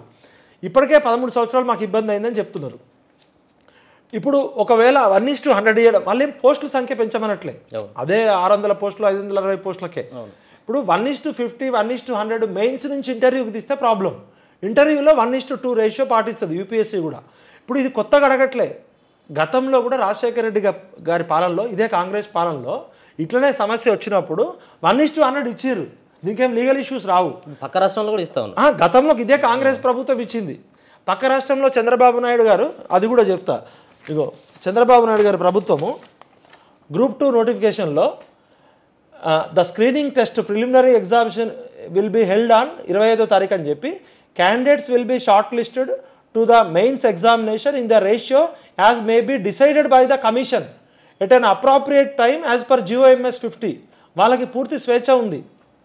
గ్రూప్ 2లో ఇట్లనే ఇష్యూ వస్తే నిరుద్యోగ అభ్యర్థులు చంద్రబాబు నాయుడు దగ్గరికి వెళ్ళారు, గౌతమ్ సవాంగ్ దగ్గరికి వెళ్తే ఒకటే రోజులో వాళ్ళకి 1:100 ఇచ్చారు. అక్కడ కమిషన్కి ఏంటంటే commission decision to be final, alter and modify by the commission at any stage. ఏ స్టేజ్లో అయినా కమిషన్ తీసుకోవచ్చు. ఇక్కడ వాళ్ళు నిరుద్యోగ అభ్యర్థులు చెప్పేది ఏంటంటే 1:2 ఎంపికకి TGPSC ఏం చెప్తుంది, ఇప్పుడు లాజిస్టిక్స్ సమస్య ప్రధానంగా వస్తుంది, ఇంకో 30,000 మందికి అని చెప్తుంది. ఇప్పుడు ఇన్ని లక్షల మంది అప్లై చేస్తున్నప్పుడు ఒక 30,000 మందికి ఎగ్జామ్ పెట్టలేని పరిస్థితిలో ఉందా? 1:50కి బదులు 1:100 చొప్పున పిలిస్తే పేపర్ల మూల్యాంకనం అంటే వాల్యుయేషన్ చేయడానికి కాస్త ఆలస్యం అవుతుందని చెప్తున్నారు. ఫలితాలు వెల్లడించడానికి ఆలస్యం అంటే లాజిస్టిక్ సమస్య వస్తుందని చెప్తున్నారు. పేపర్ వాల్యుయేషన్కి వీళ్ళు 11 సంవత్సరాల తర్వాత రాస్తున్నారు కదా. ఇప్పుడు 30,000కి ఇంకో 30,000 మంది రాస్తారు. లక్షల మందిలో పెడుతున్నాం కదా, 4 కోట్ల మందిలో 30,000 మంది. అదేవిధంగా వాస్తవం ఏంటంటే logistics versus life time opportunity అనే అంశాలను గమనిస్తే అభ్యర్థులు జీవితకాల అవకాశంతో పోలిస్తే లాజిస్టిక్స్ సమస్య అనేది చాలా చిన్నది. ఇప్పుడు ఒక్కసారి గ్రూప్ 1 ఆఫీసర్ కావాల్సిన వాడు మిస్ అయితే వాడి జీవితంలో అవకాశం కోల్పోతాడు, ఏజ్ బారై. ఇక్కడ మూల్యాంకనం అంటే వాల్యుయేషన్ అనే విషయాన్ని పరిశీలిస్తే ప్రతి ఏడాది లక్షల మంది డిగ్రీ పరీక్షలు రాసే విద్యార్థుల పేపర్లను 30 నుండి 45 రోజుల వ్యవధిలో ఫలితాలు వెల్లడిస్తారు. అలాంటిది 1:100 ఎంపిక వల్ల దాదాపు 60,000 మంది అభ్యర్థులు మెయిన్స్కి ఎంపిక అవుతారు. వారిలో చాలామంది మెయిన్స్ పరీక్షలకి హాజరు గారు, అంటే ప్రిలిమ్స్లో క్వాలిఫై అయిన అందరూ కూడా మెయిన్స్కి రారు. ఒకళ్ళు గ్రూప్ 2కి వెళ్ళిపోతారు, ఒకళ్ళు డిఎస్సికి వెళ్ళిపోతారు, ఒకళ్ళు గ్రూప్ 3కి వెళ్ళిపోతారు. ప్రిలిమ్స్ పరీక్షలో ఆబ్జెక్టివ్ కాబట్టి అందరూ రాస్తారు. జనరల్ స్టడీస్ అనేది అందరికి కామన్గా ఉంటుంది. గ్రూప్ 1 వాళ్ళకి అదే సిలబస్, గ్రూప్ 2 వాళ్ళకి జనరల్ స్టడీస్ అదే సిలబస్ ఉంటుంది కాబట్టి వాళ్ళు కూడా రాస్తారు. 1:50 తీస్తే చాలామంది రాకపోవచ్చు సీరియస్ అభ్యర్థులు. 1:100 తీస్తే ఇంకా వీళ్ళకే లాభం జరుగుతుంది. మిగిలిన వారిలో పేపర్లు మూల్యాంకనం చేయడం పెద్ద సమస్య కాదు. 60,000 మంది కూడా రారు. మెయిన్స్లో ఇంగ్లీష్ అనేది అర్హత పరీక్ష కూడా ఉండడం వల్ల ఇంగ్లీష్ పరీక్షలో అర్హత సాధించిన వారి పేపర్లు మూల్యాంకనం చేసే అవకాశం ఉంటుంది. కాబట్టి అంతిమంగా పేపర్ల వాల్యుయేషన్ అనేది పెద్దగా ఆలస్యం కాదు, దీనివల్ల నష్టం కూడా లేదని చెప్తున్నారు. వాళ్ళు 1:100 నిష్పత్తిలో ఎంపిక గతంలో చేసిర్రా అంటే గతంలో 1:1 ఎంపిక అనేది కొత్త కాదు. గతంలో వైఎస్ఆర్ అభ్యర్థుల మేరకు కూడా చేసిర్రు. పక్కనున్న ఆంధ్రప్రదేశ్ రాష్ట్రంలో చేసిర్రు. కేరళలో 1:50 నుంచి 1:75 చేసిర్రు. మధ్యప్రదేశ్ ప్రభుత్వం ఇట్లనే వస్తే అక్కడ హైకోర్టు, మధ్యప్రదేశ్ హైకోర్టు కూడా పెంచుకోవచ్చు, మధ్యప్రదేశ్ సర్వీస్ కమిషన్కి పూర్తి అధికారం ఇచ్చిందని చెప్పింది. ఇటీవల ఏపీపీఎస్సీ కూడా నిరుద్యోగుల విజ్ఞప్తి మేరకు గ్రూప్ 2లో మెయిన్స్కి 1:100 నిష్పత్తిలో అవకాశం ఇచ్చారు. తెలంగాణలో 2023 ఫిబ్రవరిలో అసెంబ్లీ సమావేశాల సందర్భంగా అప్పటి శాసనసభలో ప్రతిపక్ష నేతగా ఉన్న ప్రస్తుత డిప్యూటీ సీఎం గౌరవనీయులు మల్లు భట్టి విక్రమార్క గారు మరియు గౌరవ మాజీ కాంగ్రెస్ ఎమ్మెల్యే జగ్గారెడ్డి గారు కూడా చాలా ఎక్కువ సంవత్సరాల తర్వాత తెలంగాణలో గ్రూప్ 1 నోటిఫికేషన్ రావడము మరియు చాలామందికి చివరి అవకాశంగా ఉన్నందున తెలంగాణ యువతకు ఎక్కువ అవకాశాలు కల్పించడం కోసం మెయిన్స్కి 1:100 చొప్పున అభ్యర్థులను ఎంపిక చేయాలని నిండు శాసనసభలో అప్పుడు ప్రభుత్వాన్ని కోరగా వారు కూడా దానికి సానుకూలంగా స్పందించారు. 1:100 ఇవ్వడానికి సిద్ధపడ్డారు. కానీ కొన్ని కారణాల వల్ల ప్రిలిమ్స్ రద్దవడంతో 1:100 అనేది రద్దయింది అంటున్నారు. 1:100 అనే దానికి ఇటీవల ప్రతిపక్ష బీఆర్ఎస్ బీజేపీ పార్టీలు కూడా సపోర్ట్ చేయాలి. ఎవరు కూడా 1:100 ఇస్తే కోర్టుకు పోతాం అనట్లేదు. కోర్టుకు పోయినా కూడా లీగల్ ఇష్యూలు ఏమైనా ఉన్నాయా? వాళ్ళు ఏమంటారు, ప్రభుత్వం లీగల్ ఇష్యూలు వస్తున్నాయి అంటున్నారు. 1:100 వల్ల న్యాయపరమైన చిక్కులు ఏమైనా ఉన్నాయా? టీజీపీఎస్సీ అనేది రాజ్యాంగబద్ధమైన సంస్థ. అది స్వతంత్ర ప్రతిపత్తిని కలిగి ఉంటుంది. ఒక నియామక ప్రక్రియకు సంబంధించిన విధి విధానాలను రూపొందించడం, దానిలో మార్పులు చేసే అధికారం ఆ సంస్థకు ఉంటుంది. ఉదాహరణకు గ్రూప్ 1 నోటిఫికేషన్ పేరా 18 ప్రకారం నోటిఫికేషన్కు సంబంధించిన మార్పులు చేర్పులు చేసే అధికారము, నోటిఫికేషన్ రద్దు చేసే అధికారము, విచక్షణ కూడా టీజీపీఎస్సీకి ఉంటుంది. అందులో స్పష్టంగా పేర్కొన్నారు. దానిలో ఏం చెప్తున్నారో కూడా చూద్దాం. ఇది టీఎస్పీఎస్సీ గతంలో ఇచ్చిన notification. Commission's decision to be final. The decision of the commission in all aspects and all respects pertaining to the application and its acceptance or rejection, as the case may be conduct of examination and at all consequent stages culminating in the selection or otherwise of any candidate shall be final or respects and binding on all concerned under the powers vested with the ఇక్కడ నుంచి చూడండి article 315 article 320 ఈ రెండు అధికరణల ప్రకారం article ప్రకారం constitution of India ఇచ్చింది వీళ్ళకి. TGPSC అనేది స్వతంత్ర సంస్థ, రాజ్యాంగబద్ధంగా ఏర్పడ్డ సంస్థ. దానికి ప్రత్యేక విచక్షణ అధికారాలు ఉన్నాయి. Commission also reserves its right to alter or modify. Alter చేయొచ్చు, మాడిఫై చేయొచ్చు. Alter or modify conditions laid down in the notification during the entire process of recruitment and selection or withdrawal, cancel notification at any time duly intimating. ఇది any stage, ఏ స్టేజ్లో అయినా ఇవ్వచ్చు. ఇది Naveen Nicholas అనే IAS officer ఇచ్చింది. ఇప్పుడు 19/2/2024లో ఈ గవర్నమెంట్ వచ్చినాకనే నోటిఫికేషన్ ఇచ్చినప్పుడు ఇచ్చింది. అంటే దీని ప్రకారము టీఎస్పీఎస్సీ అనే సంస్థకి పూర్తి అధికారాలు ఉన్నాయి, పూర్తి విచక్షణ ఉంది. ఇది కేసు ఎగ్జాంపుల్ మన గతంలోనే ఇక్కడే కొత్తగా ఏమైనా జరిగిందా, గతంలో ఏమైనా జరిగిందా అని చూస్తే మనం ఏదైనా మాట్లాడేందుకు ప్రూఫ్స్తో మాట్లాడాలి. ఇది మధ్యప్రదేశ్లో కూడా ఇట్లనే ఒక కేసు వచ్చింది. అట్లనే యూపీఎస్సీ కూడా ఇట్లనే ఒక కేసు వస్తే యూపీఎస్సీ వర్సెస్ గౌరవ్ ద్వివేది అని ఒక కేసు వచ్చింది. దీనిలో సుప్రీంకోర్టు క్లియర్గా చెప్పింది, యూపీఎస్సీ అనేది స్వతంత్ర ప్రతిపత్తి గల సంస్థ. ఏమైనా తప్పులు కానీ, పేపర్ లీకేజీలు కానీ, ఏమన్నా రాజ్యాంగానికి విరుద్ధంగా జరిగితే మేము ఇంటర్ఫియర్ అవుతాం తప్ప ప్రాసెస్లో కానీ, పోస్టుల సంఖ్య పెంచుకోవడం కానీ, తగ్గించుకోవడం కానీ, ఎగ్జామ్ మెథడాలజీ కానీ మేము ఇన్వాల్వ్ కాదని సుప్రీంకోర్టు ఇచ్చిన తీర్పు ఉంది యూపీఎస్సీకి. అదేవిధంగా ఇంకొక కేసు ఉంది మధ్యప్రదేశ్లో 2023లో Anshuman Brahmachari versus state of Madhya Pradesh. MP high court said changes can be made in qualify exams but the changes should not be ఇంటర్వ్యూలో చేయకూడదని చెప్పింది. So according to the judgement TGPSC can give 1:100 group 1. Madhya Pradesh government ఇచ్చిన తీర్పు ఉంది. యూపీఎస్సీ విషయంలో సుప్రీంకోర్టు ఇచ్చిన తీర్పు ఉంది. గతంలో రాజశేఖర రెడ్డి గారు చేసిన ఉదాహరణ ఆంధ్రప్రదేశ్లో, ఉమ్మడి ఆంధ్రప్రదేశ్లో ఉంది. ఇదే కాంగ్రెస్ ప్రభుత్వంలో. పక్కనున్న రాష్ట్రంలో చంద్రబాబు నాయుడు గారు గ్రూప్ 2లో 1:50 1:50 ఉంది. కేరళ ప్రభుత్వం 1:75 ఉంది. దీన్ని బట్టి వీళ్ళు చెప్పేది అబద్ధం అని తెలుస్తుంది. ఎందుకు అబద్ధాడాల్సిన అవసరం ఉంది? ఒక పక్కన ఇంత నిరుద్యోగులు వ్యతిరేకత వస్తున్నటువంటి సందర్భంలో, ముట్టడిస్తున్నటువంటి సందర్భంలో సైతం కూడా మరి ఒక పక్కన రేవంత్ రెడ్డి ప్రభుత్వం పైన విరుచుకుపడుతున్నటువంటి సందర్భంలో ఎందుకు కావాలని ఇట్లాంటి డిసిజన్ తీసుకుంటారని అనుకుంటా ఉన్నారు? ఒక పక్కన ఉన్నటువంటి వాళ్ళు ఏమైనా వాళ్ళకు సంబంధించినటువంటి ఎవరైతే ఉన్నారో కొంతమంది వ్యక్తులు వాళ్ళు ఏమైనా అక్కడ ఏమైనా తప్పుదో పట్టించేటువంటి ప్రయత్నం చేపిస్తూ ఉన్నారు? మీరు చాలా ఇంపార్టెంట్ ప్రశ్న అడిగారు. మేము కూడా లోతుగా వేరే వాళ్ళతో మాట్లాడుతుంటే ఇక్కడ 3 కనబడుతున్నాయి. ఒకటి, గ్రూప్ 1 పరీక్ష అనేది ఒక జిల్లా స్థాయి అధికారిని, ఒక డిప్యూటీ కలెక్టరు, ఒక ఆర్డీఓ, ఒక డిఎస్పీ, అంటే రాష్ట్రంలో కీలకమైన పోస్ట్ గ్రూప్ 1 అనేది. ఒకసారి ఒక గ్రూప్ 1 అభ్యర్థి అయితే వాళ్ళు రిటైర్ అయ్యి ఐఏఎస్ సెక్రటరీ, ఇప్పుడు ఆకునూరి మురళీ సార్ ఉన్నాడు, ఆయన గ్రూప్ 1 అభ్యర్థి. ఇప్పుడు రంగనాథ్ సార్ ఉన్నాడు, వీళ్ళంతా గ్రూప్ 1 నుంచి వచ్చి స్టేట్లోనే కీలకమైన పోస్టులు కన్ఫర్డ్ ఐఏఎస్ అవుతారు, కొంతమంది ఇంకా ఉన్నతమైన స్థానాలు వెళ్తారు. అంటే దాదాపు ఒక 30 నుంచి వాళ్ళు 50-60 సంవత్సరాల వరకు వాళ్ళు పోస్టులో ఉంటారు. అంటే 30-35 ఏళ్ళ సర్వీస్ ఉంటుంది. ఇంత కీలకమైన పోస్టుకి దేశవ్యాప్తంగా ఉన్న విధానంలో ప్రిలిమ్స్ ఉంటుంది, మెయిన్స్ ఉంటుంది, ఇంటర్వ్యూ ఉంటుంది. అన్ని రాష్ట్ర ప్రభుత్వాలు 29 రాష్ట్ర ప్రభుత్వాలు, ఒకరికి రాష్ట్ర పబ్లిక్ సర్వీస్ కమిషన్స్ ఉన్నాయి. యూపీఎస్సీలో ఇంటర్వ్యూ అనేది చాలా కీలకము. కేసీఆర్ ప్రభుత్వం ఏం చేసింది, ఇంటర్వ్యూ పెడితే అక్రమాలు జరుగుతున్నాయని ఒక నెపంతో గ్రూప్ 1 పోస్టులకు ఇంటర్వ్యూ తీసేసింది. ఫస్ట్ టైం భారతదేశ చరిత్రలో ఇంటర్వ్యూ తీసేసి వాళ్ళకి నచ్చిన అభ్యర్థులకి గ్రూప్ 1 పేపర్లు ఇష్టం వచ్చినట్టు జిరాక్స్ కాపీ పల్లి బఠానీ లాగా లక్షల కొద్ది తీసుకొని గ్రూప్ 1 పేపర్ మన లీక్ అయిన విషయం తెలుసు కదా. గతంలో గ్రూప్ 1 ఎగ్జామ్ జరిగినప్పుడు కేసీఆర్కి సంబంధించిన వాళ్ళు ఇల్లీగల్గా 23 మంది వచ్చారని ఇదే ప్రతిపక్ష పార్టీ ఆరోపించింది కదా. దాని మీద ఎంక్వైరీ చేయాలని ఇప్పటికీ డిమాండ్ చేస్తున్నారు కదా. జనార్దన్ రెడ్డి గారు అక్రమాలు చేసిర్రు, జనార్దన్ రెడ్డి గారు విఫలమైనని చెప్పి రేవంత్ రెడ్డి గారు ఆయనని రిమూవ్ చేశారు కదా. మరి గతంలో జరిగిన గ్రూప్ 1 అక్రమాలలో, గ్రూప్ 2 అక్రమాలలో పేపర్ లీకేజ్కి బాధ్యులు ఎవరు, వాళ్ళకి ఏం శిక్ష పడ్డది, జనార్దన్ రెడ్డి గారిని రిజైన్ చేయించారు. మరి ఆయన ఆధ్వర్యంలో జరిగినప్పుడు ఎటువంటి శిక్ష వేసారు. ఇప్పుడు కొత్తగా మహేందర్ రెడ్డి గారిని తీసుకొచ్చారు. మరి మహేందర్ రెడ్డి గారి మీద కూడా గతంలో చాలా ఆరోపణలు ఉన్నాయి. మహేందర్ రెడ్డి గారు కేసీఆర్ ప్రభుత్వానికి తాబేదారుగా పనిచేసిండు, పింకీ డ్రాయర్లు వేసుకొని పోలీసుల్ని పనిచేయించిండని ఇదే కాంగ్రెస్ పార్టీ వాళ్ళు, ఇదే ప్రతిపక్ష పార్టీలు ఆరోపించారు. అసలు మహేందర్ రెడ్డి గారిని టీఎస్పీఎస్సీ చైర్మన్గా రిక్రూట్ చేయడమే పెద్ద కుట్ర ఉందని నిరుద్యోగులు, ప్రతిపక్షాలు చెప్తున్నాయి. ఎందుకంటే ఎంతోమంది ఐఏఎస్ ఆఫీసర్లు ఉన్నారు, ఎంతోమంది ప్రొఫెసర్లు ఉన్నారు, ఎంతోమంది మేధావులను పక్కకు పెట్టి ఇన్ని ఆరోపణలు ఉన్న మహేందర్ రెడ్డిని తీసుకురావడము. మహేందర్ రెడ్డి గారికి కూడా కేవలం 1 ఇయర్ మాత్రమే ఉంది, ఆయన సర్వీస్ అయిపోతుంది. మరి కేసీఆర్ ప్రభుత్వం గ్రూప్ 1కి ఇంటర్వ్యూలు తీసేసింది.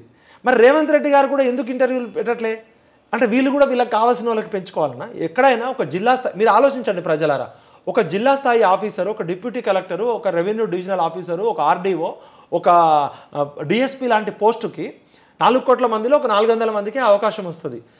ప్రిలిమ్స్ ఎగ్జాము లక్ ఆబ్జెక్టివ్ మీద ఏబిసిడి టిక్ పెట్టచ్చు, నెగిటివ్ మార్కులు లేవు కాబట్టి ఎవరైనా ప్రిలిమ్స్ పాస్ అయ్యే అవకాశం ఉంది. అక్కడ మెయిన్స్లో ఎనలిటికల్ స్కిల్స్ బయటపడతాయి, రైటింగ్ స్కిల్స్ బయటపడతాయి. 900 పేపర్లకు ఉంటుంది, మెయిన్స్లో ఫిల్టర్ అవుతుంది వాళ్ళకి ఎంత టాలెంట్ ఉంది అనేది. కానీ ఇంటర్వ్యూ అనేది, ఇప్పుడు నేను ఐఐటీలో మ్యాథ్స్ ఆప్షన్ తీసుకుంటాను, నాకు మ్యాథ్స్లో అద్భుతమైన టాలెంట్ ఉండొచ్చు, ఇంకో ఆయన ఫిజిక్స్ తీసుకుంటాడు. ఇప్పుడు ఆప్షనల్స్లో ఏ సబ్జెక్ట్ అయినా తీసుకోవచ్చు. ఒక ఆయన సైన్స్ తీసుకుంటాడు, ఒక ఆయన ఆంథ్రోపాలజీ తీసుకుంటాడు, ఒక ఆయన మ్యాథమెటిక్స్ తీసుకుంటాడు. నీకు ఆ సబ్జెక్ట్లో మార్కులు వచ్చినంత మాత్రాన అడ్మినిస్ట్రేటివ్ స్కిల్స్, ఒక క్రైసిస్ మేనేజ్మెంట్ జిల్లా స్థాయి అధికారి, దాదాపు 1 లక్ష నుంచి 2 లక్షల మంది ప్రజలకు సంబంధించిన అధికారి, ఒక డిప్యూటీ కలెక్టర్, జాయింట్ కలెక్టర్ అవుతాడు, రేపు కలెక్టర్ అవుతాడు, తర్వాత ఎస్పీ అవుతాడు, డిఎస్పీగా ఎంచుకైనా 1 లక్ష నుంచి 5 లక్షల 10 లక్షల మంది ఉంటారు ఒక జిల్లా లెవెల్లో. అంటే మరి ఇంతమంది ప్రజల సమస్యలు పరిష్కరించుకోవాలంటే వాళ్ళకి సబ్జెక్ట్ ఎక్స్పర్టైజ్ ఉంటే సరిపోదు. వాళ్ళ పరిపాలన, వాళ్ళ అడ్మినిస్ట్రేషన్ థింకింగ్ ఎట్లుంది, ప్రజల పట్ల ఎంపతి ఎట్లుంది, సింపతి ఎట్లా ఉంది, ఒక సమస్య వచ్చినప్పుడు ఆ క్రైసిస్ని మేనేజ్ చేసే శక్తి సామర్థ్యాలు ఉన్నాయా లేదా అని చెప్పి ఇంటర్వ్యూ పెట్టారు. భారతదేశం మొత్తంలో యూపీఎస్సీ అనేది, పబ్లిక్ సర్వీస్ కమిషన్ బోర్డు అనేది చాలా సైంటిఫిక్గా ఎన్నో సంవత్సరాలు రీసెర్చ్ చేసి ప్రపంచవ్యాప్తంగా ఉన్న వన్ ఆఫ్ ది బెస్ట్ ఎగ్జామ్లో కేసీఆర్ అనాలోచితంగా ఇంటర్వ్యూలు తీసేసి తనకు సంబంధించిన చుట్టాలకు, రావులకు, ఆ రావుకి ఈ రావుకి ఉద్యోగాలు ఇవ్వాలని చెప్పి పేపర్ లీకేజ్ తోటి దొరికిపోయాడు.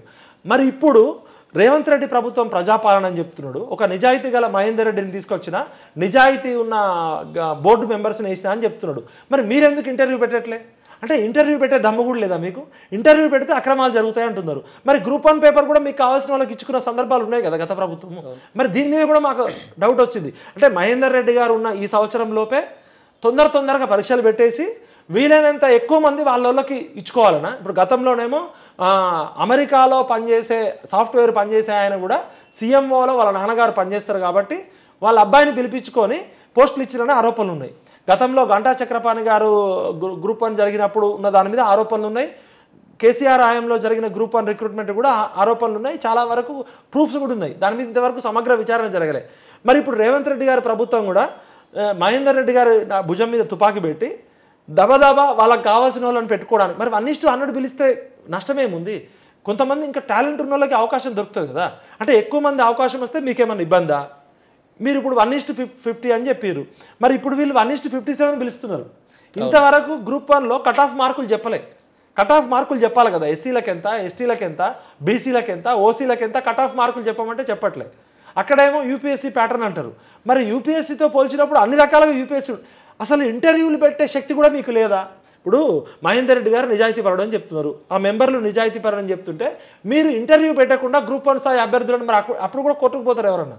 మీరు ఒక జిల్లా అధికారిని సెలెక్ట్ చేసే ముందు కేవలం సబ్జెక్ట్ నాలెడ్జ్ ఉంటే సరిపోదు, వాళ్ళ మానసిక పరిస్థితి ఎట్లుంది, వాళ్ళకి పరిపాలన అడ్మినిస్ట్రేషన్కి అసలు పనికొస్తారా, వాళ్ళ అటిట్యూడ్ ఎట్లుంది, ఆప్టిట్యూడ్ ఎట్లుంది, వాళ్ళ సైకాలజీ ఎక్స్పర్ట్స్ ఉంటారు. ఇప్పుడు సబ్జెక్ట్ ఎక్స్పర్ట్ నాలెడ్జ్ ఉంటే సరిపోదు కదా, ఒక సైకాలజిస్ట్ ఉంటాడు, ఒక సబ్జెక్ట్ ఎక్స్పర్ట్ ఉంటాడు.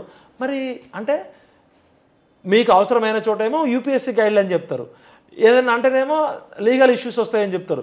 ఎటువంటి లీగల్ ఇష్యూస్ రావనేది ఇక్కడ ప్రూఫ్, ట్రాక్ రికార్డ్ అర్థమవుతుంది. అంటే దీనిలో కూడా మీకు కావాల్సిన కొంతమంది బంధువులకో మీకు కావాల్సిన వాళ్ళకో గ్రూప్ 1 పోస్ట్కి 2 కోట్లు 3 కోట్లు కూడా మార్కెట్లో ఇస్తున్నారు. ఒకసారి కలెక్టరు, డిప్యూటీ కలెక్టరు, డిఎస్పీ అయితే దోచుకోవచ్చు అని. మరి మీరేమన్నా దీనిలో కుంభకోణం ఉందా అని ఆరోపణలు వస్తున్నాయి. కాబట్టి ఈ ఆరోపణలన్నీ ఉట్టిదే అని చెప్పాలంటే మీరు ఇమీడియట్గా ఆ కట్ ఆఫ్ మార్క్స్ ఎంతో చెప్పాలి. 1:50 అని చెప్తున్నారు, మరి 1:57 ఎందుకు ఇచ్చిరో చెప్పాలి. అదేవిధంగా మహేందర్ రెడ్డి గారు ఇంటర్వ్యూ ప్యానల్స్ పెట్టాలి. ఈ తెలంగాణలో నిజాయితీ పరులే లేదా? మీరు మాట్లాడితే మరి గ్రూప్ 1 మెయిన్స్ మీద కూడా మాకు అనుమానాలు ఉంటాయి. మీరు ఇంటర్వ్యూ ప్యాటర్న్లో అనుమానాలు జరుగుతాయంటే దీనిలో కూడా అనుమానాలు జరుగుతాయి. కాబట్టి ఖచ్చితంగా యూపీఎస్సీ స్థాయిలోనే పకడ్బందీగా చేయాలి, జాబ్ క్యాలెండర్ ప్రకటించాలి. గ్రూప్ 1 అభ్యర్థులను పిలిచి మాట్లాడట్లేదు.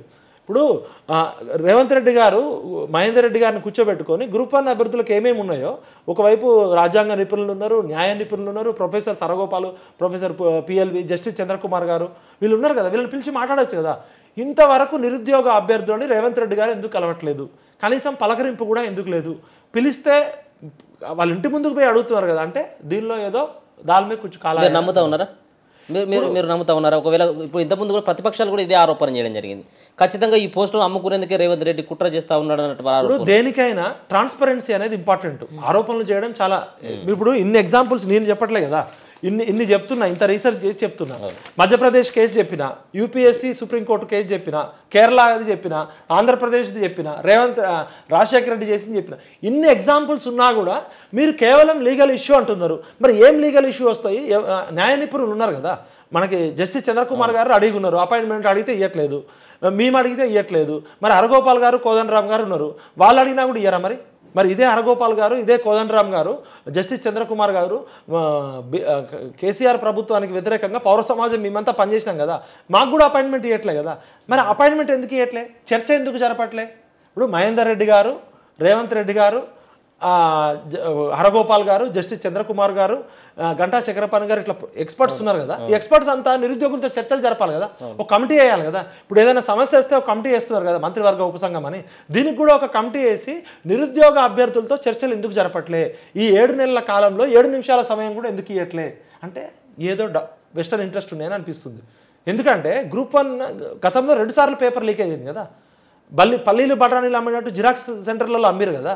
మరి ఇక్కడ మీరు ఎందుకు చేయలేకపోతున్నది అనుమానం వస్తుంది. ఒక పక్కన ఇప్పుడు మీరు అన్నట్టుగా నిరుద్యోగులతో ఇప్పటివరకు చర్చలు జరపలేదు ఇప్పుడున్నటువంటి ప్రభుత్వం.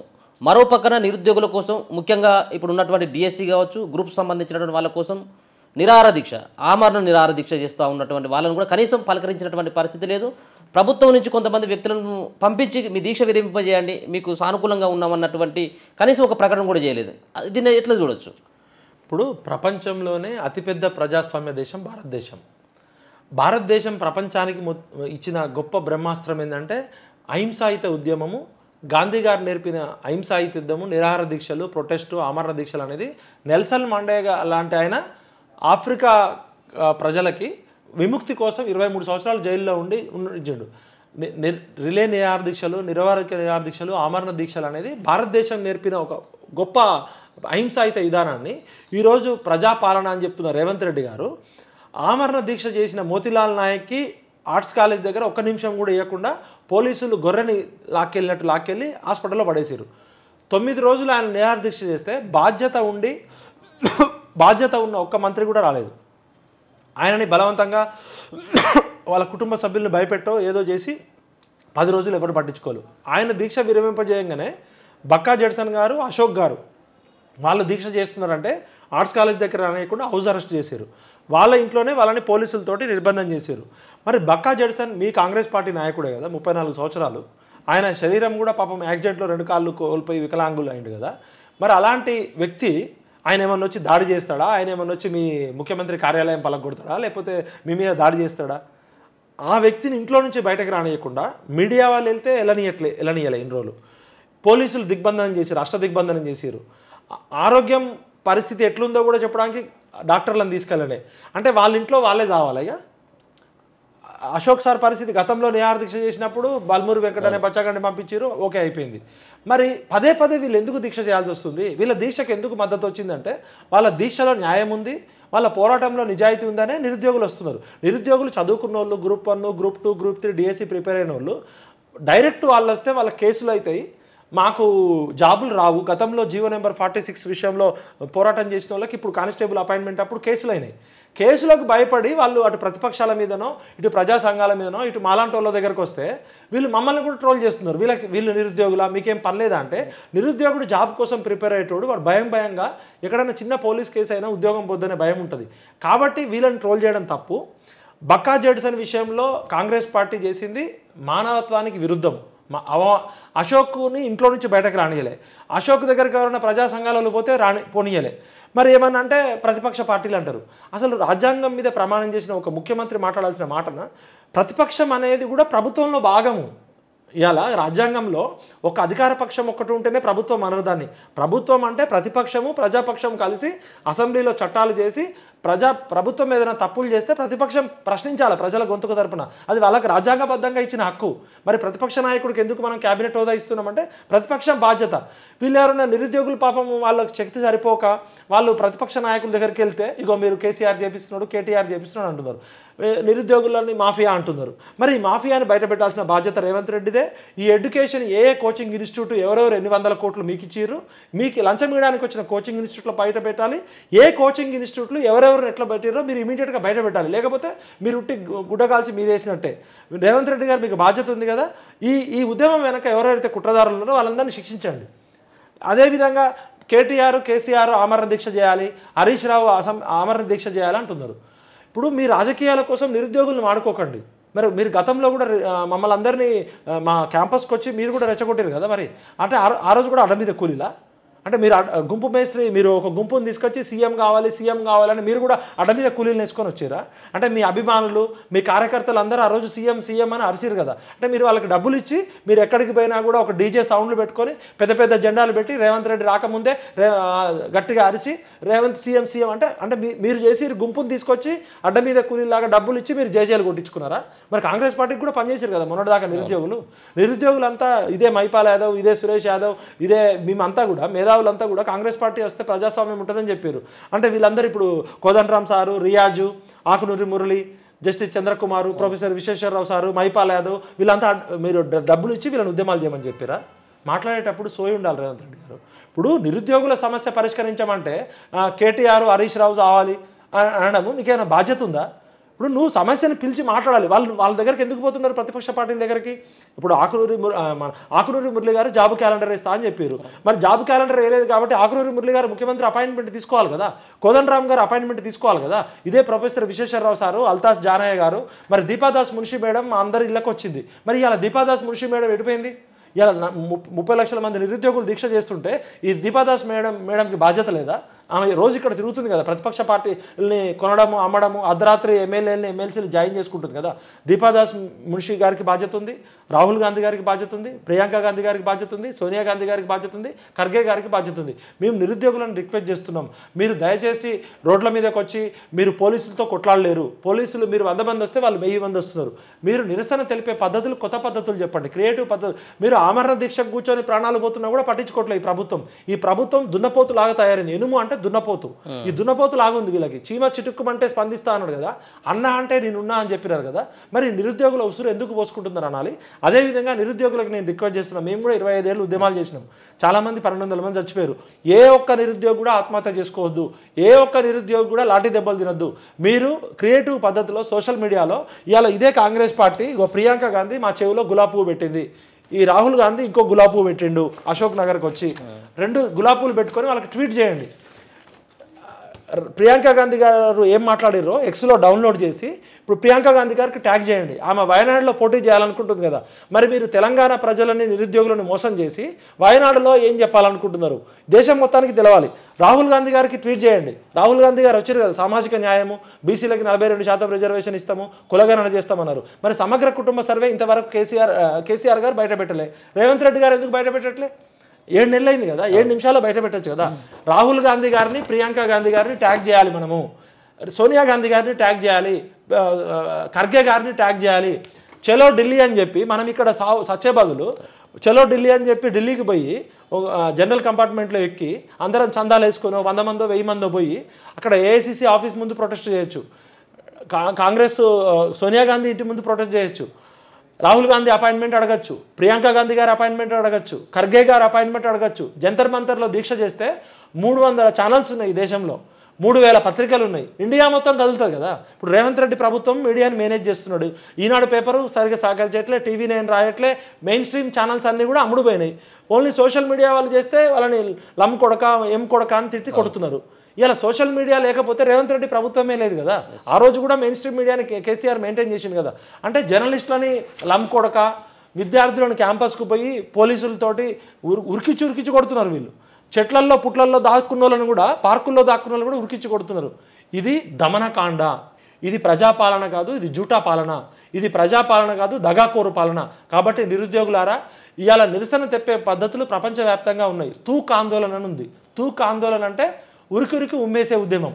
గతంలో మణిపూర్లో కానీ, పంజాబ్ రైతులు కానీ, వేరే దేశాల్లో ఇట్లనే నిరుద్యోగ వ్యతిరేక శక్తి ఫోటో తీసుకుంటాం. ఇగో నిరుద్యోగ వ్యతిరేక శక్తి ఫోటో తీసుకొని తూతూ చీచీ ఆందోళన చేస్తాం. ఇప్పుడు వీళ్ళే కదా హామీలు ఇచ్చింది. ఇప్పుడు ఇన్ని హామీలు ఇచ్చారు. ఇవాళ 30 లక్షల మంది నిరుద్యోగులు ఎవరి ఇంట్లో వాళ్ళు థూ ఫూ చీ చీ అని ఉద్యమం చేస్తారు. తూక్ ఆందోళన అంటారు దీన్ని. గతంలో మంచి పని చేసినప్పుడు ఇప్పుడు రేవంత్ రెడ్డి గారు బస్సులలో మహిళలకి ఫ్రీగా ఇచ్చారు, అప్పుడు పాలాభిషేకం చేసినాం. ఇప్పుడు స్కిల్ డెవలప్మెంట్ యూనివర్సిటీ పెట్టిండు, హ్యాట్స్ ఆఫ్, పాలాభిషేకం చేసినాం. మరి 30 లక్షల మంది నిరుద్యోగులు లాలాజల అభిషేకాలు చేయాలా? మీకు లాలాజల అభిషేకం అనేది లారా అభిషేకం అంటారు. ఇప్పుడు ఆ రోజు మాకు శక్తి ఉంది, డబ్బులు ఉన్నాయి, మీరు మంచి పని చేశారు, పాలాభిషేకాలు చేసినాం. మీరు మమ్మల్ని పోలీస్ స్టేషన్లు వేసి కొట్టడము, నిరవధిక నిర్బంధం చేస్తే, తూక్ ఆందోళన చేస్తే ఏ ఆర్మీ తట్టుకుంటుంది? 30 లక్షల మంది మీ ఫోటోలు పెట్టి, మీ మేనిఫెస్టో పెట్టి ఉరికి ఉమ్మేస్తారు. తట్టుకోగలరా మీరు? ఇప్పుడు గులాబీలతో కొడతారు. అమెరికా అధ్యక్షుడు కూడా ప్రెస్ మీట్ పెడుతుంటే కొంతమంది జర్నలిస్టులు, నిరసనకారులు ఇంకేస్తారు. ఆమ్ ఆద్మీ పార్టీ కేజ్రీవాల్ ముఖ్యమంత్రి మీద కొంతమంది ఇంకు పూసిరు ముఖమంతా, కొంతమంది గులాబీలు విసిరేసారు. మరి నిరుద్యోగులకు నేను రిక్వెస్ట్ చేస్తున్నా, మీరు ఎవ్వరు చావద్దు. కొత్త పద్ధతులు ఉన్నాయి. రాజ్యాంగబద్ధంగా, చట్టబద్ధంగా, శాంతియుతంగా మనం ఈ సిగ్గులేని రాజకీయ నాయకులు మనల్ని వాడుకొని వదిలేసారు కాబట్టి వీళ్ళకి బుద్ధి వచ్చేటట్టు ఢిల్లీలో మూవ్మెంట్ చేద్దాం. బీజేపీ వాళ్ళు 8 మంది ఎంపీలు ఉన్నారు, మరి వాళ్ళు ఏం చేస్తున్నారు? టీఆర్ఎస్లో 39 మంది ఎమ్మెల్యేలు ఉన్నారు, వాళ్ళు కూడా రోడ్ల మీదకి రావాలి కదా. కాంగ్రెస్ పార్టీలో మరి మిగతా మంత్రులు ఏం పీకుతున్నారు? వీళ్ళు ఒక్కడు కూడా మాట్లాడట్లే. ఇక కాంగ్రెస్ పార్టీ అంటే రేవంత్ రెడ్డికి అప్పం కట్టేసిండు, ఇంకా రేవంత్ రెడ్డే మాట్లాడాలా? 17 సార్లు స్పెషల్ ఫ్లైట్లు వేసుకొని ఢిల్లీ వెళ్ళారు కదా మీరు, వారం కూర్చున్నారు కదా. ఒక జీవన్ రెడ్డి అనేట ఆయన రిటైర్మెంట్కి వయసుకు దగ్గరకు వచ్చిన ఆయన అలిగితే మీరు మొత్తం ఢిల్లీ నుంచి దీపాదాస్ మున్షి మేడం వచ్చింది, మంత్రులు పోయిర్రు. మరి ఒక జీవన్ రెడ్డి మీ పార్టీలో అలిగిండి అని చెప్పి ఇంత వారం రచ్చ చేశారు కదా. 30 లక్షల మంది నిరుద్యోగులు రోడ్లు ఎక్కితే వీళ్ళ ఓట్లతో గెలిచిన ప్రభుత్వము మరి అలా మీకు తూతూ చీచి ఉద్యమం కావాలనుకుంటున్నారా? లేదా మీ ఫోటోల మీద, మీ మేనిఫెస్టో మీద ఉరికి ఉమ్మేసే ఉద్యమం కావాలనుకుంటున్నారా? ఏ ఆర్మీ కూడా తట్టుకోలేదు. 30 లక్షల మందిని పెట్టే జైలు కూడా లేవు ఈ దేశంలో. ఇప్పటికే మొత్తం గ్రౌండ్లన్నీ నిండిపోతున్నాయి. దయచేసి నిరుద్యోగులారా, 2 చెవులలో గులాబీలు పెట్టుకొని వీళ్ళకి నిరసన వ్యక్తం చేద్దాం.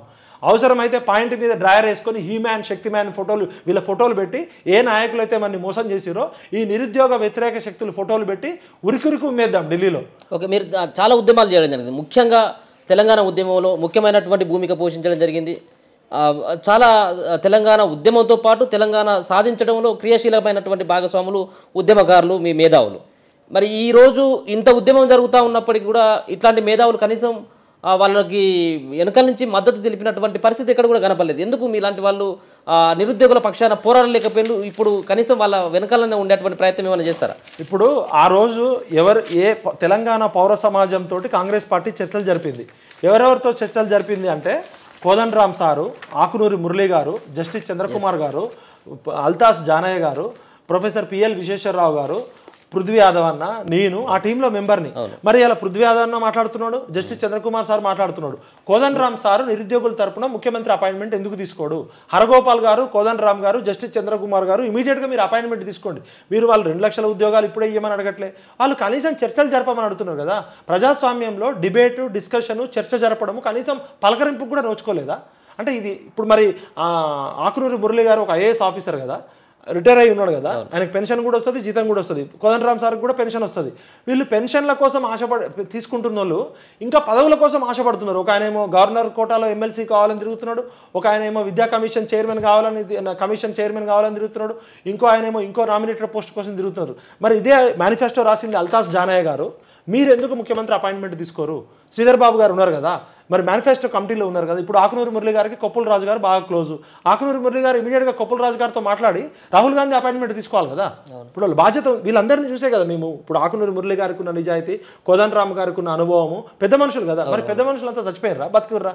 మరి మీరు ఇప్పుడు ఇలా పిల్లల్ని ఇట్లా పోలీసులు లాటరీ ఛార్జీలు చేసి అమ్మాయిలని అర్ధరాత్రి ఇబ్బంది పెడుతుంటే ఎందుకు మీరు ఒక కమిటీ వేసుకోరు? వీళ్ళ మీద బాధ్యత ఉంది కదా. ఆ రోజు కేసీఆర్ నియంత పాలన కొనసాగించిందనే మనమంతా పౌర సమాజం, పాషం యాదగిరి గారు కావచ్చు, పృథ్వీ యాదవ్ అన్న కావచ్చు, మైపాల్ యాదవ్ కావచ్చు, సురేష్ యాదవ్ కావచ్చు, వీళ్ళంతా అడుగుతున్నారు కదా. మరి మీరెందుకు అడగరు? అంటే మీకు రేపో మాపో 60 ఏళ్ళు 70 ఏళ్ళు వచ్చి రేపో మాపో సౌదలకు దగ్గరకున్న మీ వయసులో మీకు పదవులు కావాలి, ఎమ్మెల్సీలు కావాలి, నామినేటెడ్ పోస్టులు కావాలి.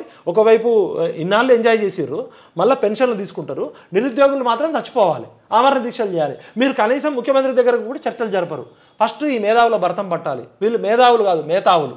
ఇప్పుడు మేధావి అనేటోడు ఎవడు? సమాజంలో ఏమైనా సమస్య వస్తే ఆ సమస్య పరిష్కరించడానికి ప్రభుత్వానికి, ప్రజలకి, ప్రభుత్వానికి, నిరుద్యోగుల మధ్య వారధిగా ఉండి రేవంత్ రెడ్డి గారికి ఏమైనా విషయాలు తెలియకపోతే రేవంత్ రెడ్డి గారు కూడా చెప్పాలి. రేవంత్ రెడ్డి గారు కూడా ఏమంటుండే, నేను కూడా చిన్నపిల్లోనే, ఈ చిన్నపిల్లోడు మంచిగా పాలన చేయాలని కోరుకుంటున్నాడు. రేవంత్ రెడ్డి గారు గతంలో మంత్రిగా పనిచేసిన అనుభవం కూడా లేదు. ఆయన కేసీఆర్ మీద వ్యతిరేకతతో అదృష్టంతో ఆయన పోరాడిండు, వచ్చిండు. దానికి హ్యాట్స్ ఆఫ్. రేవంత్ రెడ్డి గారిని సరిచేసే బాధ్యత ఎవరిది? ఆయనకి అడ్వైజర్స్ బద్మాషులా, బేవకూఫ్లా? మరి ఆయన ఎవరు చెప్పినా వినట్లేదా? లేకపోతే వినే కోదండరామ్ గారు చెప్పాలి కదా. ఇప్పుడు కోదండరామ్ గారు చెప్పినా కూడా రేవంత్ రెడ్డి గారు చెప్పకపోతే మరి కోదండరామ్ గారు, హరగోపాల్ గారు ప్రజలకు సమాధానం చెప్పాలి. వీళ్ళే కదా పెద్ద మనుషులు. గతంలో జయశంకర్ గారు ఉండేవాళ్ళు, పొత్తూరు వెంకటేశ్వరరావు గారు ఉండేవారు. తెలంగాణలో పెద్ద మనుషులు చచ్చిపోయారా? గొడ్డుపోయిందా తెలంగాణ సమాజము? ఈ నిరుద్యోగులు ఇంత లాఠీ దెబ్బలు తినాలా? వాళ్ళు ఏమన్నా అంటే పెన్నులు పట్టుకొని పోరాటం చేసే నిరుద్యోగులను గన్నుల వైపు పంపిస్తారా మనం? మీరంతా వయసులో పెద్దవాళ్ళు కదా, ప్రొఫెసర్లు కదా, ఐఏఎస్లు కదా, మేధావులు కదా, నీతి నిజాయితీ ఉందని మీకు సమాజంలో ఒక పరపతి ఉంది కదా. మీకు ఎమ్మెల్సీలు వస్తేనో, మీకు నామినేటెడ్ పోస్టులు వస్తేనే మీకు గౌరవం పెరగదు. మీకున్న ట్రాక్ రికార్డు మీకుంది కాబట్టి నిజాయితీతో ఇమీడియట్గా డైలాగ్ అనేది స్టార్ట్ చేయాలి. ఆ దిశగా వీళ్ళందరూ కమిటీ వేసుకోవాలని కోరుకుంటున్నాం. అప్పుడు పొలిటికల్ జేఏసీ ఎట్లయితే ఏర్పడ్డదో నిరుద్యోగుల కోసం మేధావులు, సమాజంలో బాధ్యత ఉన్న ప్రతి వ్యక్తులు కూడా ఒక కమిటీ వేసుకొని రేవంత్ రెడ్డి గారి దగ్గరికి నిరుద్యోగులను తీసుకెళ్ళాలి. ఇప్పుడు బల్మూరి వెంకట బచ్చగాడు, రేవంత్ రెడ్డే నేను బచ్చగాడిని నాకేం తెలియదు అని చెప్తున్నాడు. మరి బల్మూరి వెంకట పెద్దల సభలో చిన్నపిల్లోడు అంటున్నారు. బల్మూరి వెంకట చెప్తే ఈ 30 లక్షల మంది వినే పరిస్థితి ఉందా? ఆ చెప్పే మనుషులకి ఏజ్ ఉండాలి, పరిపక్వత ఉండాలి, అర్హత ఉండాలి, అనుభవం ఉండాలి, అన్నిటికన్నా మించి ట్రాక్ రికార్డు ఉండాలి కదా. ఓ హరగోపాల్ సార్ లాంటి వాళ్ళు, ఒక జస్టిస్ చంద్రకుమార్ సార్ లాంటి వాళ్ళు, ఓ జస్టిస్ సుదర్శన్ రెడ్డి గారు లాంటి వాళ్ళు, ఒక రామచంద్రమూర్తి గారు లాంటి వాళ్ళు, వీళ్ళందరూ పెద్ద మనుషులు తీసుకుపోవాలి. పెద్ద మనుషుల మీద బాధ్యత ఉంది. లేకపోతే వీళ్ళు కూడా స్వార్థపరులుగా డిక్లేర్ చేస్తాం. ఓకే.